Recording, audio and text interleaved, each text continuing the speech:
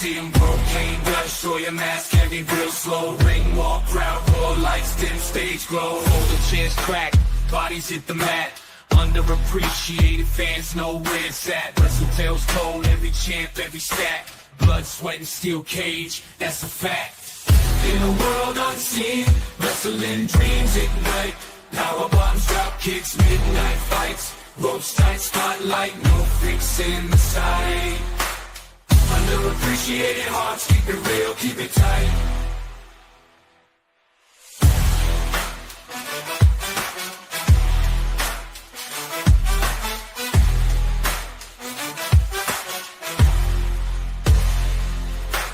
Underappreciated hearts, keep it real, keep it tight.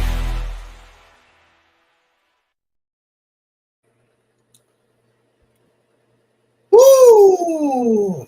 Ladies and gentlemen, boys and girls, aliens and monsters of all ages, welcome to PUWF Presents NXT Time.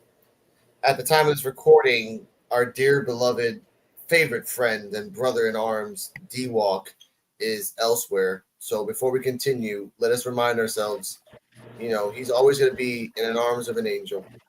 In the eyes of an angel, we shall miss you. Oh. Wherever you are, man. Wherever you are. We love you. Love that. Love that. I am pleasured and honored to be guest with Cardala, aka the Invisible Woman. How are you this evening, ma'am? I'm all right. Thanks for having me. How are you guys doing? Lovely, lovely. And also the analyst, the historian, Joe Biencio. How are you, sir? Doing good, doing good.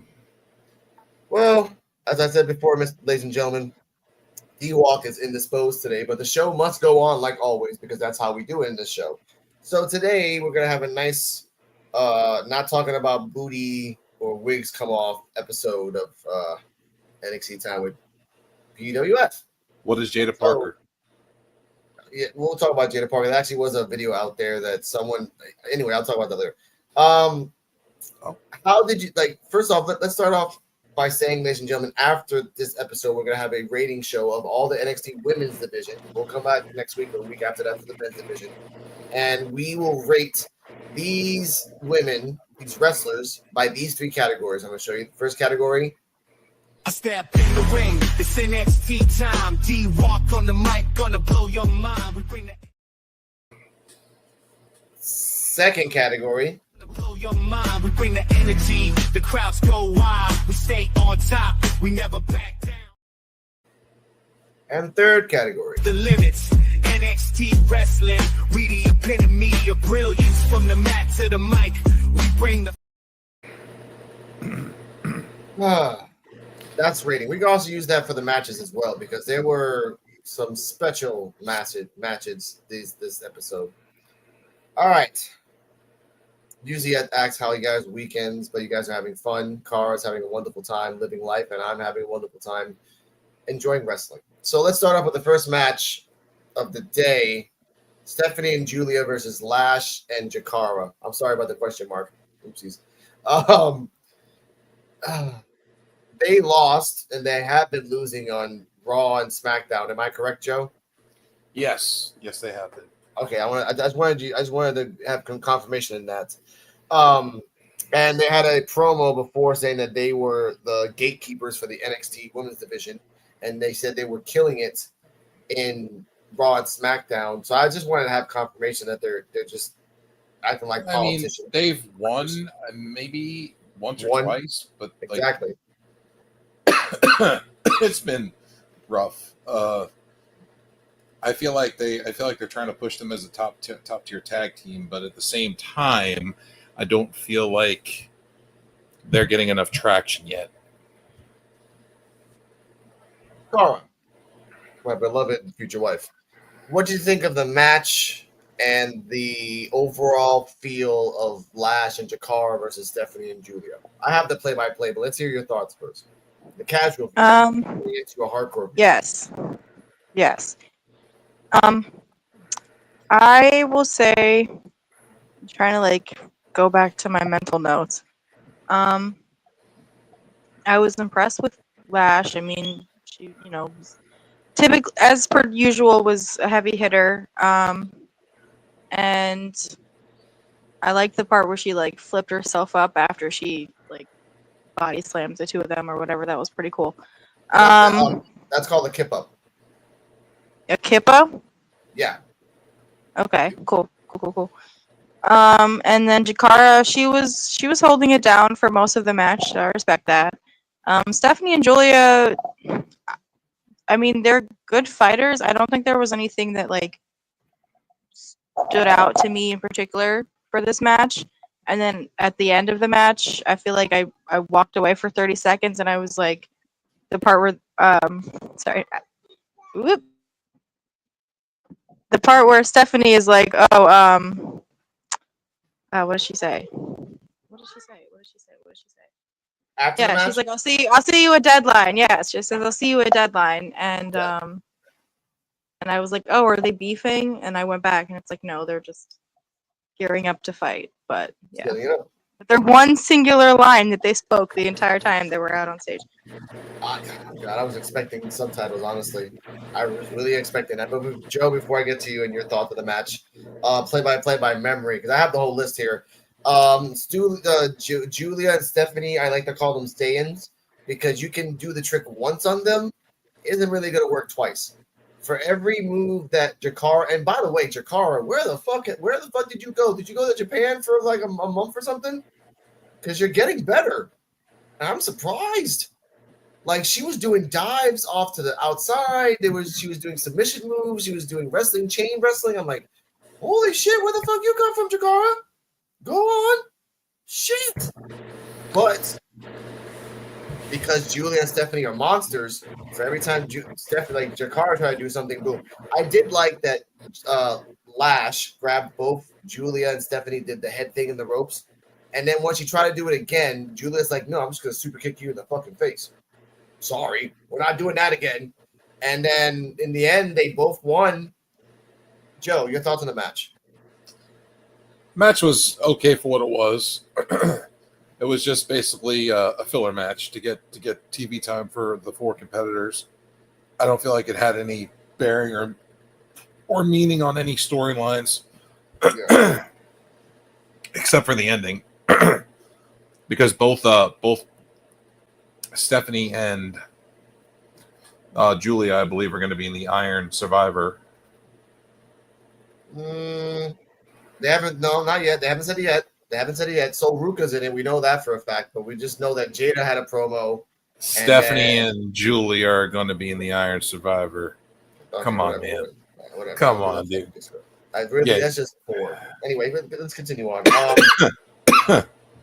I'll find out later on, and maybe next week we'll find, because I know Soul Ruka's in it. Jada was bitching about it later on during the show, and Stephanie and Julia were saying, "I'll see you both at deadline." They looked at each other, so they might. It doesn't make sense that they do a match at deadline. We don't need to see that. We need to see something.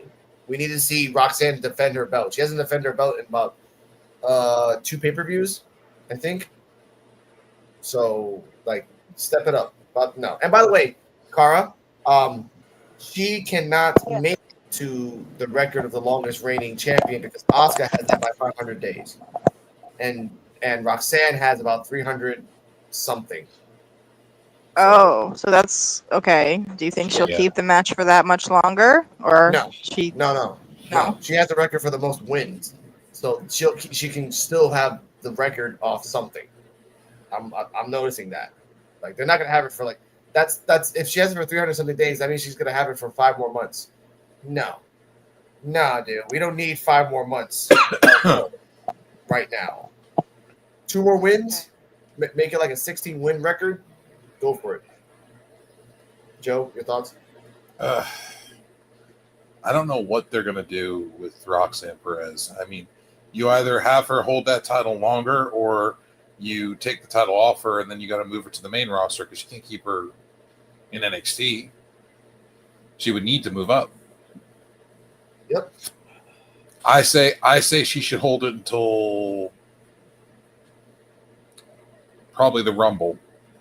Okay. And then enter the Rumble. Okay. Okay. Yeah, but enter the Rumble without the belt. Like you lost the belt the night before, and then you enter the Rumble. Yep. Something like that. That works. That works. That would And be the Rumble, interesting. yeah, and the Rumble's around January, so that's like 2 more months, a month and a half. 2 months, 2 months. They like that. 2 months and we're good.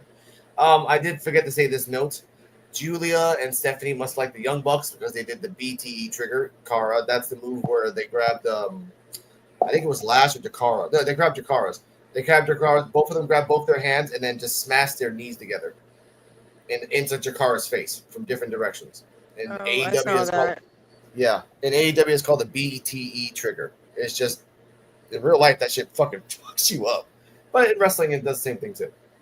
All right, now, ladies and gentlemen, we have a new rating system where we go from A to A, B, C, D, F, and every letter has a number. At the end of the show, we'll count it all up and we'll see if it got the grade.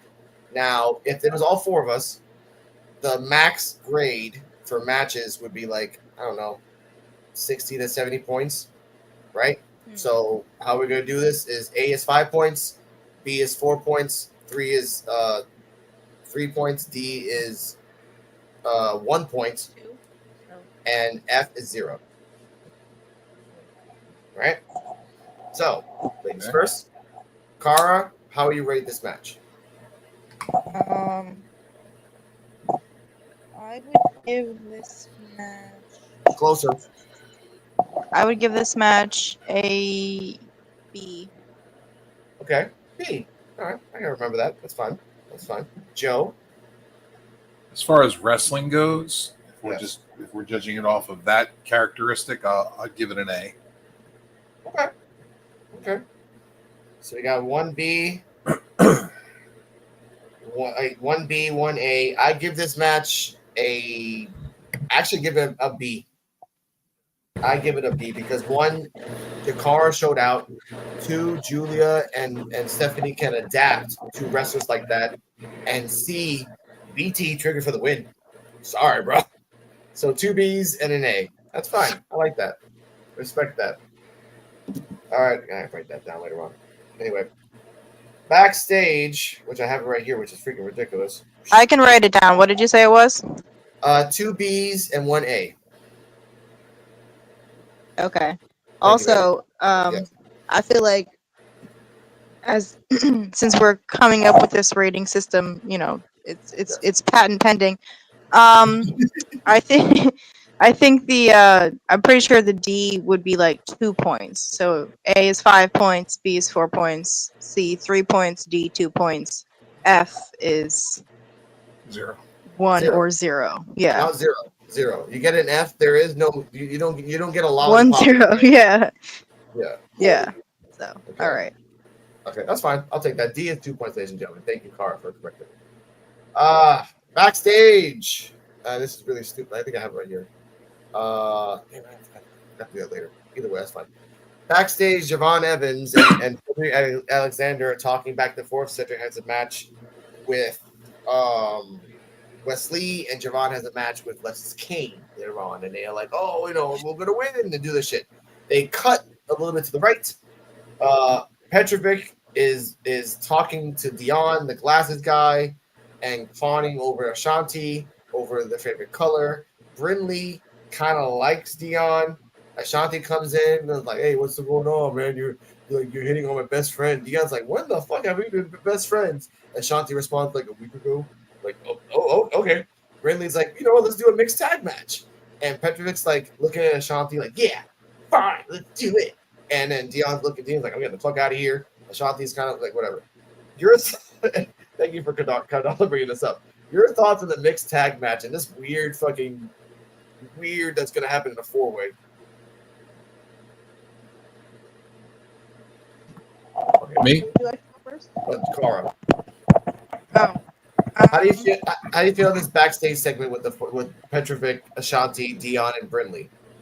I've been saying for a while that I'd like to see something like this. As a casual fan, I haven't seen it before, I don't think. So, yeah, I'm excited to see it. Not what I was expecting, but I respect that.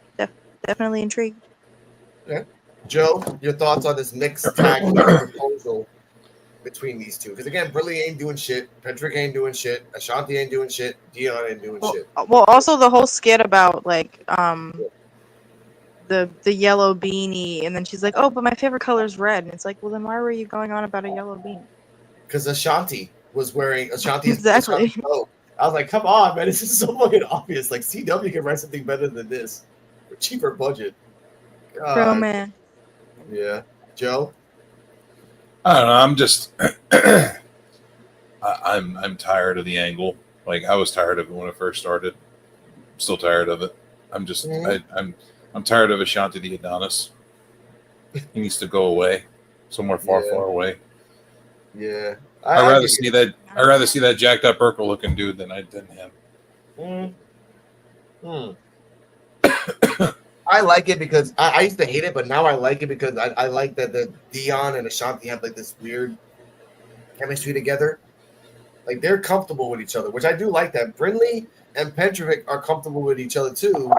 So I guess that's why they kind of combined it together. Like these guys are comfortable talking with each other on stage and on the camera. Let's see what happens in the ring, and if we can expand it a little bit more, let's see. Right? So I'm really interested in this. We don't rate backstage segments because they're all over the place. We'll say it like that right now. That's too many. Backstage, Ava's talking to the whole tag team division, and I was surprised. I mean, if you remember, Joe, there was some tag teams I haven't seen in a while either. I was like, holy shit. We had OTM. We had Hank and Tank. We had Gallus. We had the family, which Ava said, like, I love that Ava's like, Gallus, you guys are a great tag team. Hank and Tank, you got the energy. The family, you make people disappear. And it's like, hey, allegedly. I was like, dude, let's put that out there. Like, keep that storyline going. That's called continuity, ladies and gentlemen. Keep it going. I love that. OTM, because OTM needs to go to a therapist. They really need to talk about their feelings. I don't know who the other tag team was next to them. There was like this big ass guy and another guy. They were both jacked guys. I don't know who they were next to OTM. They were starting to beat. I guess they weren't that important. Ava said that they want that intensity, and I didn't know what she proposed. So I think, was it like a tag team like battle royale or a tag team? I don't know what she said. All I said is like, I want you guys all pumped up for Axiom and Frazier. That's all I got. Yeah, I don't think she actually announced what they were going to be doing. Yeah. I think she said that there was going to be a contenders match or something in that nature. She didn't say anything. That's why it's kind of weird. Like she didn't say a damn thing. I was like, okay, like, are you gonna say what it is? Okay, all right. We need intensity. I'm like, okay, fine. Intensity for what? That's the mystery of it. I guess. All right. Next match, which is gonna be a weird one because I'm gonna crap on this by various reasons. Sol Ruka versus Cora Jade. Oh, Jesus Christ. Yes. Now, Thoughts? match. Go on, baby. Go on, please. Oh, you want me to go first? No, please. Yes, talk about this match because I have some thoughts on this shit. Let's see. I'm trying to like recap this one. Do you have any clips for this match? No. Sorry, not this one. I do know that I can give you the play-by-play exactly how it was. Match starts with Sol Ruka on the top turnbuckle, then Cora Jade on the top turnbuckle. Cora Jade was acting like a bratty girl. Get down. They get him down. They did some chain wrestling. After chain wrestling, Sol Ruka was doing a lot of high-flying moves on top of Cora Jade. Cora Jade was countering him up 3 or 4 times. And this match only lasted about 3 minutes. 3 minutes? Oh my god, I gave it credit. 3 minutes. I was gonna say no more than 4. It was no more than 4. Cora Jade lost 2 things. So Ruka did the Soul Snatcher for the 1, 2, 3. That's it. Roxanne This didn't match- come out to help her. This match, Go for it. this match could have been a lot better had they have given them more time.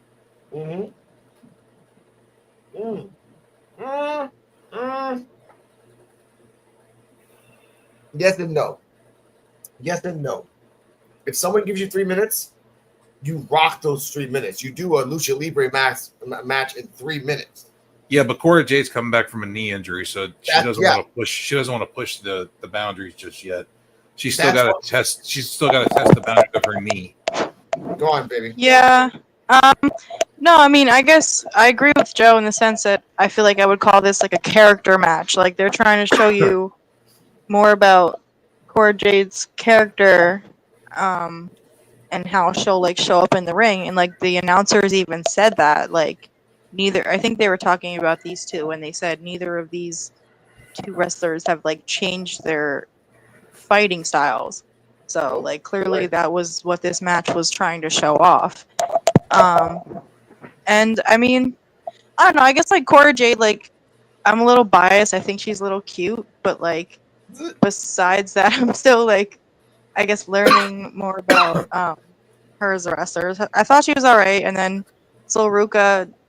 I mean I love Sol Ruka obviously, but I don't. I do agree that like 3 minutes wasn't really enough time for her to shine in this match. So yeah, maybe this match was more meant to be focused on Cora. So Yeah, Cora Jade. I get But that. yeah. To just get my rating, get out of the way for the rest. We only did one rating. But yeah, I'd give this I'd give this a like Closer. I'd give this a C point, like I don't know, like a C and a half, like a C plus. All right, still a C. We'll give that. Fine, still a C. I respect that. All right, Joe, your thoughts on the match before I go. The match wasn't for what it was. I mean, they did what they could. They just had to try to get through a fast match.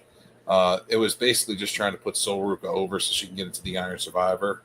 And Cora Jade was just, I think she's, like I said, I don't feel that she is her knee. I don't feel like she is 100% trusting her knee just yet. And I feel like that's going to have to take some time. She's going to have to work on trusting her knee a little more. Yeah. So, rating, I'm going to give it a C. Okay. All right, here we go. Now, if you know Cora Jade came back, if you know that she needs her knee fixed, and you know that she needs all this shit, the dumbest idea ever is to give it to a girl that we've seen for a while doesn't really botch, and that can do a machine type match from beginning to end. Soul Snatcher, jumping, ropes, blah blah blah blah blah blah blah blah. That's what Sol Ruka is. Great wrestler, but this girl is more predictable than a sandwich at a corner store. You know what you're gonna get with Sol Ruka. Except Good one. Thank you, baby. Except for the her finisher. That's the only thing that's rarely, like, sometimes different. Sometimes usually in the corner, usually on the top rope, usually she's doing a counter on the top rope to do the Soul Snatcher, and da da da da da. Cora Jade, this was the worst match you can ever have, because if you want to show out, you shouldn't have showed out with Sol Ruka. You should have went after Brindley. You should have went after Petrovic. You should have went after the three girls that are always in the back in the backstage segment, just sitting on their asses doing nothing, like anyone else. But and Joe's right. This is an Iron Survivor match. You have no choice but to throw Cora Jade into the storyline because you have no choice. You have no choice. So I'm like, all right, I give this match because, fuck, I give it a C. Sorry, like At least moves. Sol Ruka won.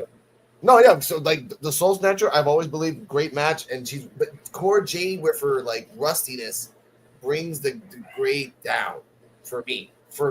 Cora Jade needs to get better fast as fuck, because once Roxanne leaves, hopefully in the future, you got It's gonna be Julia, on her. Stephanie, Zarya, and a whole bunch of girls coming in. So you need Well, to step up.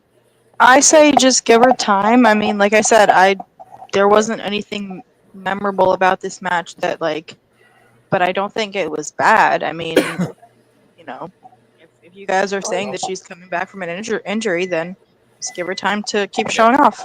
She was out almost a year with a knee injury. I get that. But And, you know and what? the announcer said, the announcer said that too, that they both have knee injuries, so maybe that's why they paired these two up. Put the That's two gimps true. together. Put the two gimps together. All right, then, Joe. Let's keep it classy. Let's keep it classy here. All that nasty talk is for Saturdays. Classy for today. Listen. If it walks like a Stone Cold Steve Austin and it looks like a Stone Cold Steve Austin, then I'm going to call it a Stone Cold Steve Austin. Okay, but either way, I will say, I like that. Either way, I will say that Cora Jade needs to like. I will compare her, and Joe knows this. And I have to bring this a reference so Cara can understand this. When Charlotte Flair left, when Sasha Banks left, when the man left, there was only Bayley, and Bayley had to get better in a year in order for people to actually believe that she's worthy as a champion. And again, baby, this is the part that I loved. She had to fight Asuka like 3 times to finally win that belt. I think she lost 2 times. She lost twice in order to get that belt back. And she had to fight a whole bunch of people. She had to fight Nia Jax, but Nia Jax was like Botcha Jax back in 2016. So if Cora Jade goes down that path of Bayley that she has to fight and get better because of her injury, then yeah, I will respect Cora Jade. But if she keeps fighting all these top tier wrestlers and then thinking that she can keep up, no. Her next opponent should not be Zarya. And if she fights Zarya, you guys are screwing her over on purpose. Squash, exactly. I don't need another Zarya squash. God.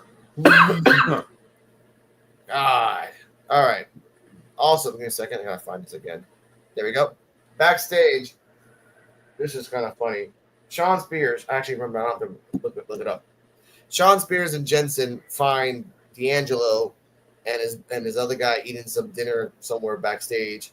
Shawn Spears like, hey, you slighted me twice. You're not going to slight me again. I want to have a conversation with you. I want to go after the NXT North American Championship, but I want Jensen to go after it.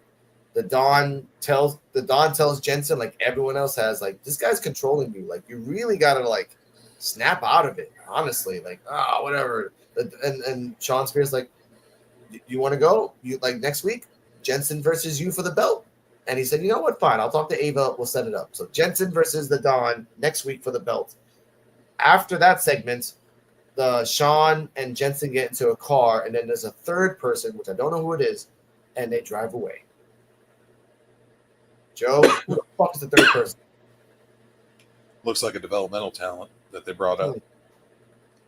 Looks like they brought in another developmental talent. Might be part of the WWE ID program. Okay. I've not seen him before. I got to get a better look at him and try to really see who he is, but I don't recognize him. I don't recognize him either. And that, you remember the group back in the old NXT heydays where they were like former Marines, like both like Buddy. Like, I think it was the group where Buddy Matthews was in it before he went like solo. Yeah, I think I remember that group. Yeah, they're like the Marine version of the Nomads from Nikki Cross's crew. But yes. Sean's Eric Young and them. Yeah, but then there was a military version. There was like 3 guys. But this just gives me the vibes of that. Like, they're just turning into that version. I understand that they need Shawn needs a family to beat a family. That's just how it's going to be. Like, maybe these 3 people, these 3 Caucasians, will dominate the Italians. All right, fine. You guys don't really see the signs of this shit. But Rednecks versus Italians.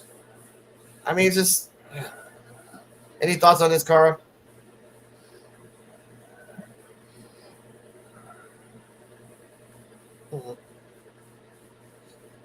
It's not. Moving on.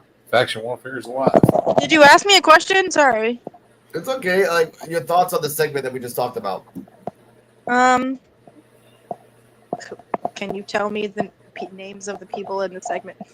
Of course. The segment was the Dawn having dinner. Shawn Spears asking that Jensen can have a match against the Dawn next week. Then, yes. Yeah. So you're suspecting that Shawn Spears is going to come in and take the belt from D'Angelo, right? No, I suspect that the Dawn, like, Shawn's making his own family because now he has the third member that even Joe doesn't know who the hell it is. Like, it's a new developmental talent. So all he's missing now is a woman, and I kind of think who's his third member? We don't know. We don't know his name. Big dude. Brand new. The driver. The driver was just like, it's part of the crew now, so we don't know who that guy is. Oh, Okay, so it's like this is like the equivalent of you have like the mafia, which is like the Fisks, right? And then you have the tracksuits. So Sean Spears is making his own tracksuits. basically, I think Sean Spears is Tracksuits works for Fisk. I think you know what, baby. I think more. Sorry, I think Cara. I think more is more of like a biker gang. You got the family. Yeah, no, I realized the plot hole in my own idea. But I do like this. But like I said, now to complete the circle, he needs a woman. And we'll talk about who I think is going to be in a second. Okay. Next match I have right here, and this was a freaking doozy. Third match was crap. All right. Cedric Alexander versus Wesley. This was not my favorite match. Cara's favorite match. Joe, your thoughts on the match? It was okay. I mean, the moves were pretty good. I mean, it was a formidable conclusion to know that Wesley was going to win. I mean, it's just one of those things that you kind of knew was going to happen. I did like the low bridge drop kick that Wesley did and knocked Cedric down. He took a face bump when he got drop kicked to the face, and he face bumped that was really nice. I did. Yeah, I saw that move. I didn't write it down, but I did. Like, he drop kicked it and then did another move right on top of it. Very beautiful, very crisp. Okay, give me a second. Cara, your thoughts on the match? I think this was Wesley and Cedric Alexander, right? Mm-hmm. Yeah. Yep. Well, I thought that I don't know. I liked Cedric Alexander's many slaps towards Wesley. I was gonna say bitch slaps, but I'll keep it respectful. You can call them chops. They were just chops. Yes, chops. We'll call them chops. Yeah, his many chops towards Wesley. But sadly, Wesley ended up taking the victory. So I was a little disappointed about that one. Yeah, I like that. All right. This was for me a boring match because I've seen Cedric Alexander. He hasn't really adapted as much. Wesley can adapt, and I respect him for that. But Cedric has been the same since 2016, and I understand why. I mean, it's a safe. You want to be safe. You want to be like the Miz, five moves of doom. I get that shit. For what it was, only because this was a good wrestling match, I give it a B. That there was no botches. Everyone was being smooth. Wesley was. Oh yeah. Yes. Go on, sweetheart. No. I guess. Trying to think. I mean, I think overall is A too generous of a rating. Did you enjoy if the not, match? I enjoyed the match. I mean, if not for the outcome, I would have liked Cedric Alexander to win, but I'm not going to dock it points for that. So There you go. It deserves an A for you. Because again, you're a casual viewer and you're watching it from a wrestling standpoint. So you enjoyed the match. Even again, like you said, even if you didn't enjoy the outcome, it was still a great match. So I got that. you sure? I respect that. Okay, so you give it an A. I give it a B. Joe, you gave it a wait, what did you give it? A B. B. There we go. Two B's A and B. an A. Okay. Two B's and an A. I respect that. I gave it a B just for wrestling things alone. Next up, backstage. Okay, I got this. Let's see here. There's a lot of stuff happening here, by the way. Here we go. Backstage, Kaylani is gonna fight Fallon and Fatal Influence, and this was like an hour and 10 minutes in. Like an hour, 10 minutes in, by the way. Fatal Influence says, and right in front of them, the bald guy is interviewing Kaylani. I forgot what his name was, but it's so sad I forgot his name was. He used to be a badass guy with Byron. Byron Saxton is interviewing Kaylani. Kaylani's like, he's gonna fight. I don't care if it's 1 or 3, I'll win. One of the Fatal Influence says, even if you beat her or beat us, no matter what, you're not going to win this match. And then she walks away. And then at that point, I remember I told Cardallo this, and I told myself this. I'm like, you guys just predicted the whole match. This is the main event. Like, why would you do that? I get it. I get it writing, but you just like you don't. If you did it 10 minutes before the main event, or even before the main event, you would have some mystery. But since you put it in the middle of the show, and K-Line didn't pop out anywhere else, K-Line didn't come out in any other segment giving like some sort of doubt or reassurance, you buried her. Sorry. You buried her. That's not my problem. I'm sorry. All right. Here we go. Backstage segment. Jada Parker says, Very strong thoughts there. in what way, baby? I said some very strong opinion, but I agree. I mean, it's true. I mean, you don't like if you tell me Wolverine's gonna die at the end of the movie, and you tell me that like 40 minutes in of a 2-hour movie, yeah, I'm gonna be fucking pissed. I'm like, you just. Well, told imagine knowing before you even get to the theater. That's true. That's true. No, that's true. But yeah, I get to hold the hand of the woman that I love in the movie theater, so I'll take the loss of losing the ending. Talking about you, Car, I love you. Anyway, yeah, she can't say anything about that. She's blushing. Jada Parker congratulates Sol Ruka, and then talks about that fake brick that hit Lola, and then she does not talk about who she fights next, and they do not announce who she fights next, so we don't know who she's gonna fight next week. We don't know. I like that at least. I do like that. Gives us mystery. Put her against Zarya. Oh my god! Come on, please! Like she spears her, and Jada Parker's butt bounces up. Like, you're back up, dude. Watch. She puts her against Zarya. Zarya destroys her. Mm-hmm. Ugh. Either way, next segment. Josh Braves, I think it's gonna call it Josh Braves, is talking about coming back from wrestling Noah Tanaka. They're not talking. Funaki's there, and he's like, "Oh, he's a good guy." Then the DJ, Native American, comes out and says he needs a chance. Give me a chance. The other guy's like, he got pissed and he walked away, so that might be a future rival for this guy. And Ava's like, "Look, I understand you're in the Iron Survivor match next week. Good luck." And he's like, "Oh, thank you. I deserve it." And he leaves. So this guy's Eddie? Huh? Yeah, Eddie. Yeah, thank you, Eddie Thorpe. Eddie. I was gonna say, dude has a name. I forgot. I call him the DJ, as he's a freaking DJ. That's all he ever does in promos. I'm a DJ. I got girls around me. The boring Indian guy. A Native American. Whatever. All right, bro. Tatanka 2.0. I can't say no to that. That is Tatanka 2.0. And Kara Tatanka is an actual Canceled. wrestler. No, I know. No, it's not canceled. It's the fact that Tatanka is an actual wrestler. That's a real WWE wrestler. That's an actual Native American WWE wrestler. Actually, the funny thing is, his real name, he's actually not Native American. He's actually Hispanic. Yeah. His real name is Chris Chavez. Yes. Like, I'm sorry. That makes it even worse. Oh, no, you want to hear worse? Look up Yokozuna. Yokozuna was portrayed as Japanese. The guy was Samoan. Yep. He's part of the Roman Reigns family. Yes. The yellow fishing is real, and but this time, it gets worse. You have Jimmy Wang Yang. Oh God, yeah. Oh God, yeah. A Japanese guy that was a country cowboy. Well, I mean, that kind of sounds cool. I don't know. It's like a weird. And in this conversation, so we can keep going, we had Triple H come out like a redneck. Yeah, and to end this conversation, we had Triple H dressed up as blackface against The Rock. Okay. Anyway, and X-Pac.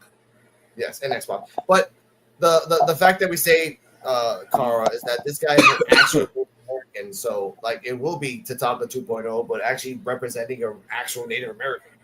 That's actually pretty cool. But the other Native American guy got fired. Yeah, he did. Yeah. The big dude. Canceled? Yeah, he got let go. No, well, why are we getting canceled now? Well, I was gonna say, I thought you is this somebody that got fired? Because I thought people only get fired if they did something bad. No, they get fired if they suck. If they suck in wrestling, it's time to go. If they're cost, he sucked. Yeah. No traction. Yeah. Good wrestler, not charismatic. There's always something missing with certain things like that. Eddie Thorpe, charismatic because he's a DJ and you put a whole bunch of women around him.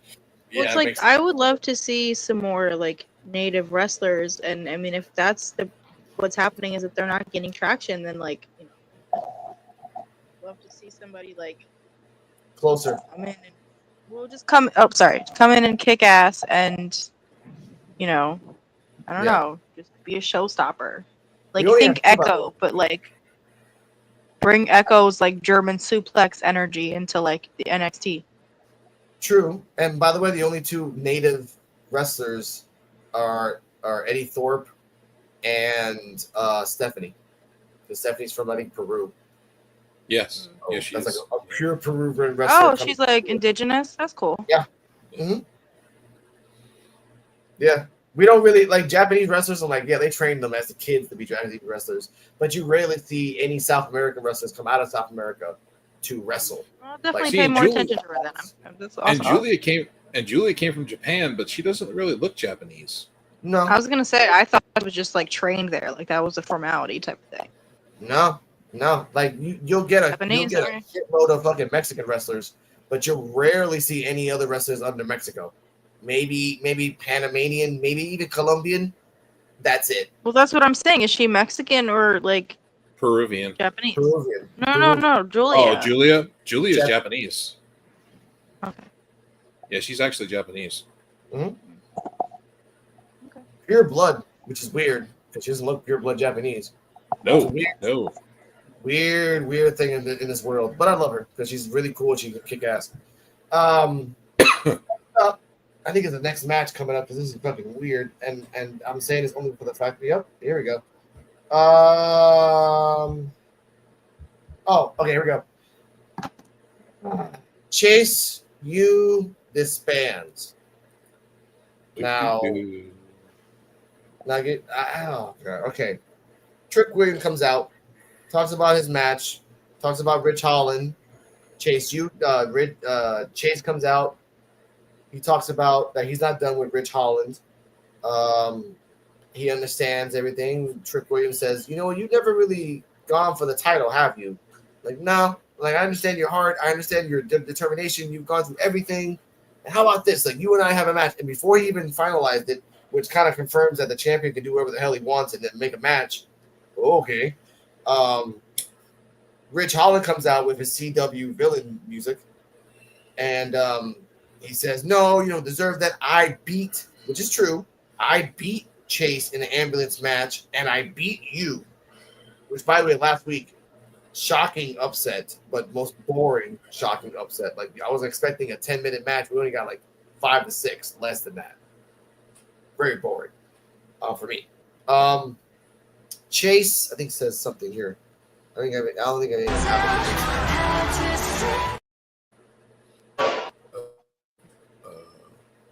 I'll put the university on the line. If you win, Chase U is yours.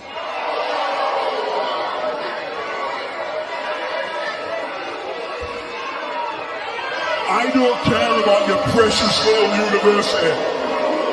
You've already gambled it away and going back. The only thing that I care about is the NXT title. Whoa. I think I get it. Reg, you want a chance at the NXT championship?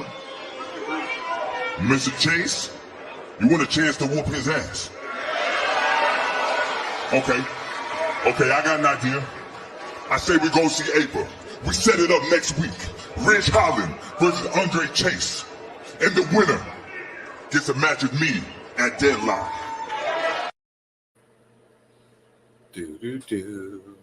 Now, this, before I ask Cara a response to this for me is a blessing in disguise. Cara, your thoughts? Oh, we get to see this. We get to see this. Oh, there it is. Why did you say that? Give me a sound check. It's a blessing in disguise. Why do you say that? Okay, now I have said this adamantly since I've noticed Thea Hale. Thea Hale will not succeed in Chase University if she stays in Chase University. Just like the other guy, just like Duke. So you're saying this is a blessing in disguise because it gives her freedom? Yes. finally from Chase University. I am happy about that. That does Yes. sound like a good deal. Maybe. He deserves that. Joe, Why your do you thoughts? say that, Joe? So And you, this, Joe. this could be a swerve, and Okay. Mr. Andre Chase might get his first world title opportunity. I mean, does he deserve it? He's lost ever since the tag team championship. He lost in an ambulance match. He got handed his ass to him in an Yeah, they've ambulance been match. True, consistently getting but their at the ass kicked same by this time, guy. he could. Anybody can win with a roll up any given day. Yeah. Come on, Carl. It's like I want to see Thea Hale chop this man. Like, come on. Maybe. I just feel like she should intervene, and then maybe you know what? That could be a good plot line. Like, okay, they're having the match, and then Rich Holland is like kicking his ass, and then Thea Hale jumps in to intervene and distracts Rich Holland, and then I don't know. I lost it there. So Thea Hale. Yeah. But Thea Hale comes in, Or chops him. overall, Or we can finally Yes. get a heel turn from the remaining members of Chase U, and they turn on Yeah. Andre Chase and help Rich Holland win. touche. I think I like the idea, but I think it's gonna be only Thea. Like Thea- Duke and this guy are gonna like support them, and they're gonna be there at the match, right? They're gonna support da da da da da da da da. Something's gonna happen to Thea because she's gonna be there. Something's gonna happen to Thea at that match. Something like she gets hit or something gets like knocked over or something like that. That is a turning point where she realizes like, and I will say this backstage. Chase found Duke and everyone else and said, "Look, you are one of the best wrestlers right now." He's talking about the short one, Duke. When no one believed you, like I made you believe in yourself. Thea, I made you into a grown ass woman. Like he was kind of like dissing them, but in a positive reinforcement way. Each one, so you can look at it like all three of them are outside. All three are cheering, and then they realize throughout this whole match, Chase is gonna fucking lose, and it's gonna be bad. And they realize that their leader is a farce, and Rich Holland, everything that he said has been facts. So one or all of them betray, like you said, betray them at the match, which makes Chase use disbands, and either they stay a group as evil people, or they disband and then do their own things. Which Thea Hale, which I'm saying now, Thea Hale goes to Sean Spears' group. Be the woman that, because again, she needs someone to help her, and I think Sean Spears is the perfect one to kind of push her to finally be a champion. Because once Roxanne's gone, whoever is the champion is going to be a babyface, most likely guaranteed. So you're going to need a new villain to come in. And Joe always reminds me of something that he always loves. Thea Hale can be repackaged like Julia Hart. You know what I mean? Just come back a little bit different, and that because you came back a little bit different, you actually win something. They did that already with her when she was with JC Jane. Yeah, they can do it again. They can do it again. They can do it 1,000 times. They gave her the bad girl image, and everybody was liking it. Yeah. I don't know why they stopped it, but because she put them in a group. When you're in a group, your alignments is part of the group, not as yourself. So now that if they disband, she becomes evil and joins Sean Spears' group, she can actually turn out. She can actually turn out, actually be a villain, be like I've always loved Julia Hart at AEW, no matter what everyone says in other places. Because Julia Hart was boring. Julia Hart got ridiculed. Julia Hart got repackaged. Hart won the fucking TBS championship. I loved the package they just did for her this past weekend. And you know what? She did the grind. She's doing her work. She's doing the time, and she earned it. The thing that I hate about AEW haters, why does all these people have to win? Why does Orange Cassidy have to win? newsflash, Orange Cassidy has been grinding for years since the beginning. So there's been storylines at the beginning. He never really gave a shit about anything. He evolved into a character about giving a shit about anything. He evolved into a character about giving a shit about his partners. He evolved about being betrayed. He got aggressive. He fought Moxley in a match that I did enjoy because he was being a little his character is based on himself. And not on himself, but based on the character. And because he's evolving over the years, if he ever won the championship, I would understand that. The same thing with Eddie Kingston. Eddie Kingston, over the years, deserves certain championships depending on his tenacity and his body weight. I'm saying, I don't know, say it. When you're not in shape, you don't deserve certain championship. Like Mick Foley won a championship, but he was not in shape to do the demands as a champion, requires. Say it like that. Don't come at me.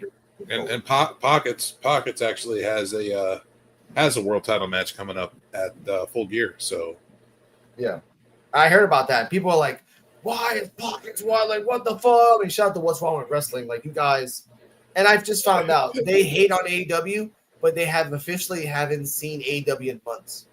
And what? Question for you, Joe. Like, here's the part. And go to the latest episode on their channel, and I left in the comments. So let me ask you a question, Joe. Should you have the right to hypocrite on a company if you don't watch the company for months? Hell no. Thank you. I'm just saying that. Me. That'd be like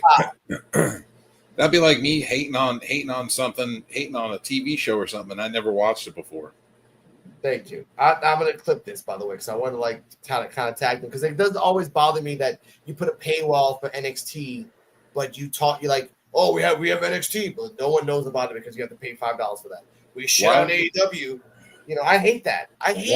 Why are they got to be such WWE marks and shit on AEW, and not even watch the product? The funny thing is, they do shit on WWE. They do, the majority of the time, make fun of the fact that the WWE has been doing roll-ups for decades now, and they never really fucking. I will never hate on that. They are a wrestling podcast that shit on SmackDown and Raw, but once AEW got its rise, they shit on that for a while. They had a podcast for a while. I remember that, and then they stopped, and they still keep on shitting on AEW. Latest episode, like first 15 minutes, shitting on AEW. First 15 minutes. And then I asked the question in the comments, and the comments are like, well, if they're right, I'm like, okay, fine. But are they watching it? No, I don't think they're watching it. They kind of said, they're like, okay, fine. Then they can't shit on it. Yeah, if you're not watching the product, you can't shit on it. Yeah. And then on top of that, let's look at AEW's pay-per-views, because all of their pay-per-views are bangers usually. Yeah. They have not missed on a pay-per-view. Their pay-per-views are 9 out of 10 or 10 out of 10 every single time that they have a pay-per-view. This is how often can WWE say that? Yeah, and that's the part that bothers me, because like you just don't want to. You don't want to like. All right, let's continue on, because again I'm just going crazy on this shit. We're just my gets here, and then she's not so many other brands yet. We will eventually. Sorry, we got. Oh, thank you. Thanks, sweetheart. Thanks. Give me a second. I got Swerve and Leo Rush in the background right now. Oh, my bad. Speaking of the Rush. In the eyes of an angel, we shall miss you. Oh. Boy, D-Walk's going to be pissed. I love it. Now, next match coming up. Yeah.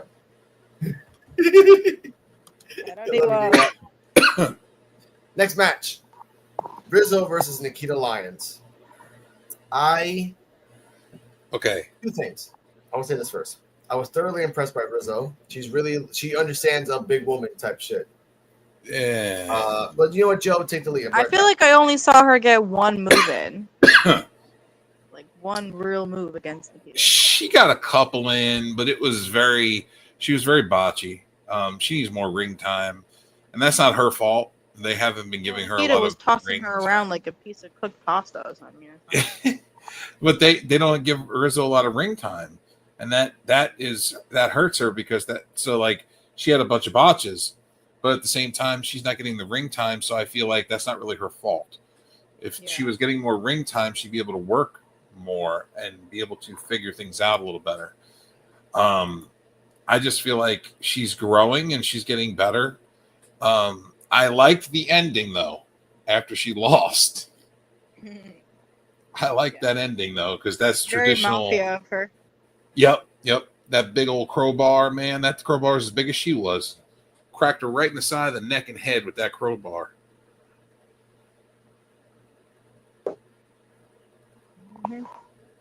What did you think about that? Sorry about that. Lydia called me. No, it is Cara. This match was she only did 3 moves. Fine. It's Nikita Lyons, dude. She's huge. No, Nikita Lyons used her butt 3 times, and then at the same equal measure, I wrote down in my notes. I wrote this down in my fucking notes, and I was surprised that I even remember this. I was drunk when I wrote this down. Here we go. I wrote this down. This is number 4. No, Chuck Williams, number 5. Here we go. Rizzo jumps on the top rope, gets caught with a master lock, gets bounced off the ropes with the master lock, and tries to whittle her down. Rizzo wants here we go. Nikita Lyons wants to use her butt as a weapon, like Jada Parker. They have to use it as a weapon, right? I wrote that fucking down. She put Rizzo in between the ropes and then bumped her butt on Rizzo's face. I'm getting really sick and tired of these booty attacks. I'm not saying it's not believable. I've been hit by a booty in the face. It knocks you out. But if you want to be a credible wrestler, stop using your fucking ass. Stop. Do we have to remember the story of Nugget? Huh? There's a deep wrestling reference. Sorry, don't look it up. Don't worry about that. But the point is, let me continue on a little bit more. Rikishi did it. Yeah. Oh, here we go. Yeah, because I remember because like Rizzo's face was like popping her head in between the ropes, and then Lyons kind of like slid like a volume and hit her in the face. This part, Rizzo jumped off the top rope, did a crossbody successfully. Rizzo jumped off the top rope the second time, did a crossbody, wasn't supposed to do a crossbody. Nikita Lyons botched, and people were like, "You botched! You botched!" Nikita Lyons picked her up, put her in, did all that. And by the way, the crowd, I wrote this down. Lyons was supposed to catch her. She did not. The crowd went silent. Then Lyons went to the corner and did her special like always. After the match, I have to find my controller for this. After the match, this is what Cara does when there's no more bagels at the coffee shop.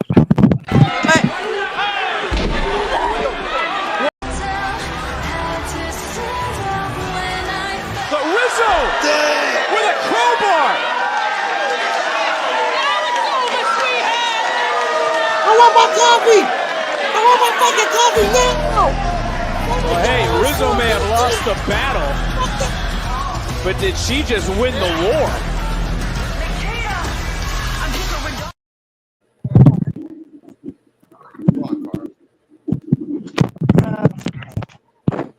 What am I saying?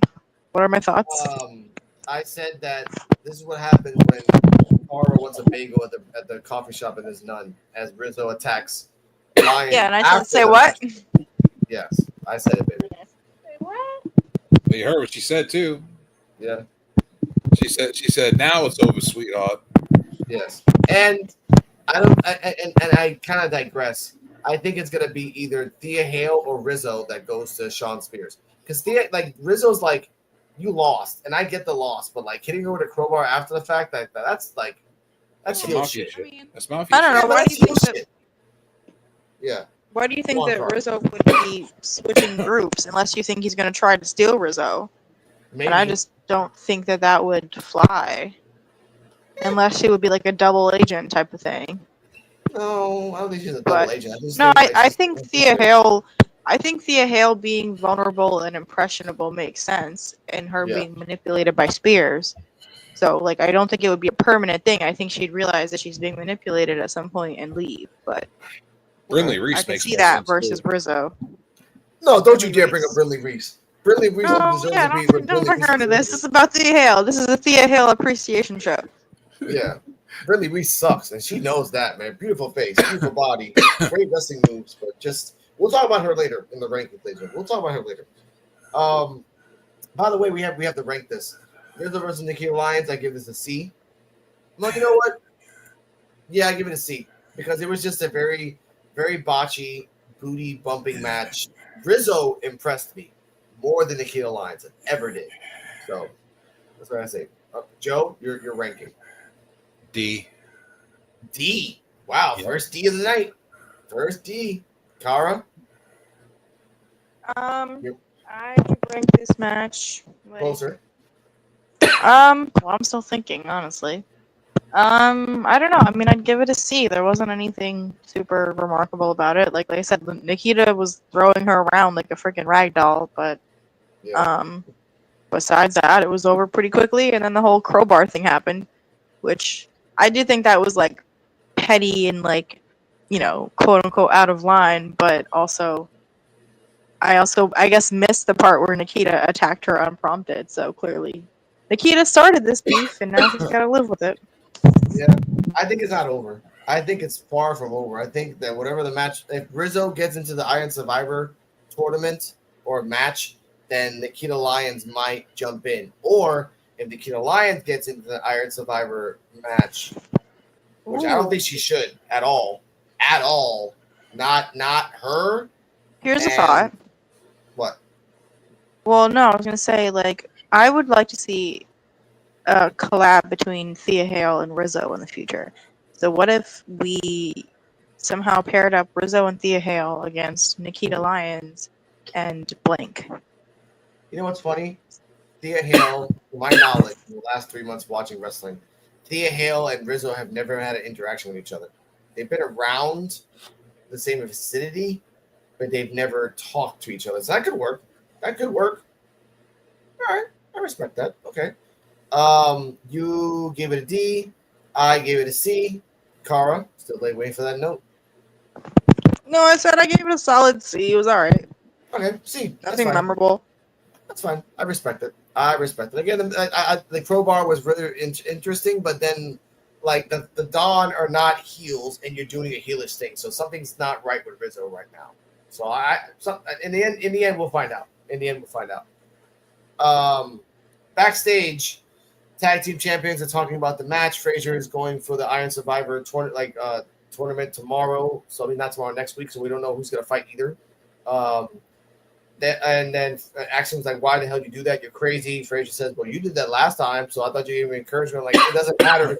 Tag team match coming up soon, which they are repeating the same story over and over again.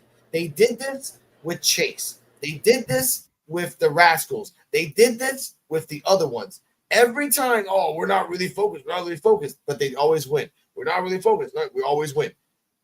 If either you're going to break the fuck up or do this repetitively forever, I'm watching the Twilight Zone. Like, honestly, your thoughts on that? Because they're doing, again, Carl. On what you're comparing to the Twilight Zone? Is that getting closer? I said, what are you comparing to the Twilight Zone? The fact that Axiom and Frazier are fighting because Frazier's going to have a match next week. Axiom is not. And they have to prepare for the tag team, whatever the hell is going to happen. And I'm saying that for the last 2 months, they've been doing the same story over and over again. They have not changed it. Every time Axiom and Frazier seem like they're going to break up or like split or like, whatever, they always have a big match and they win. But then the next match they lose. And then they win again. Well, it seems like we've been setting up to their demise for a while. So 3 months.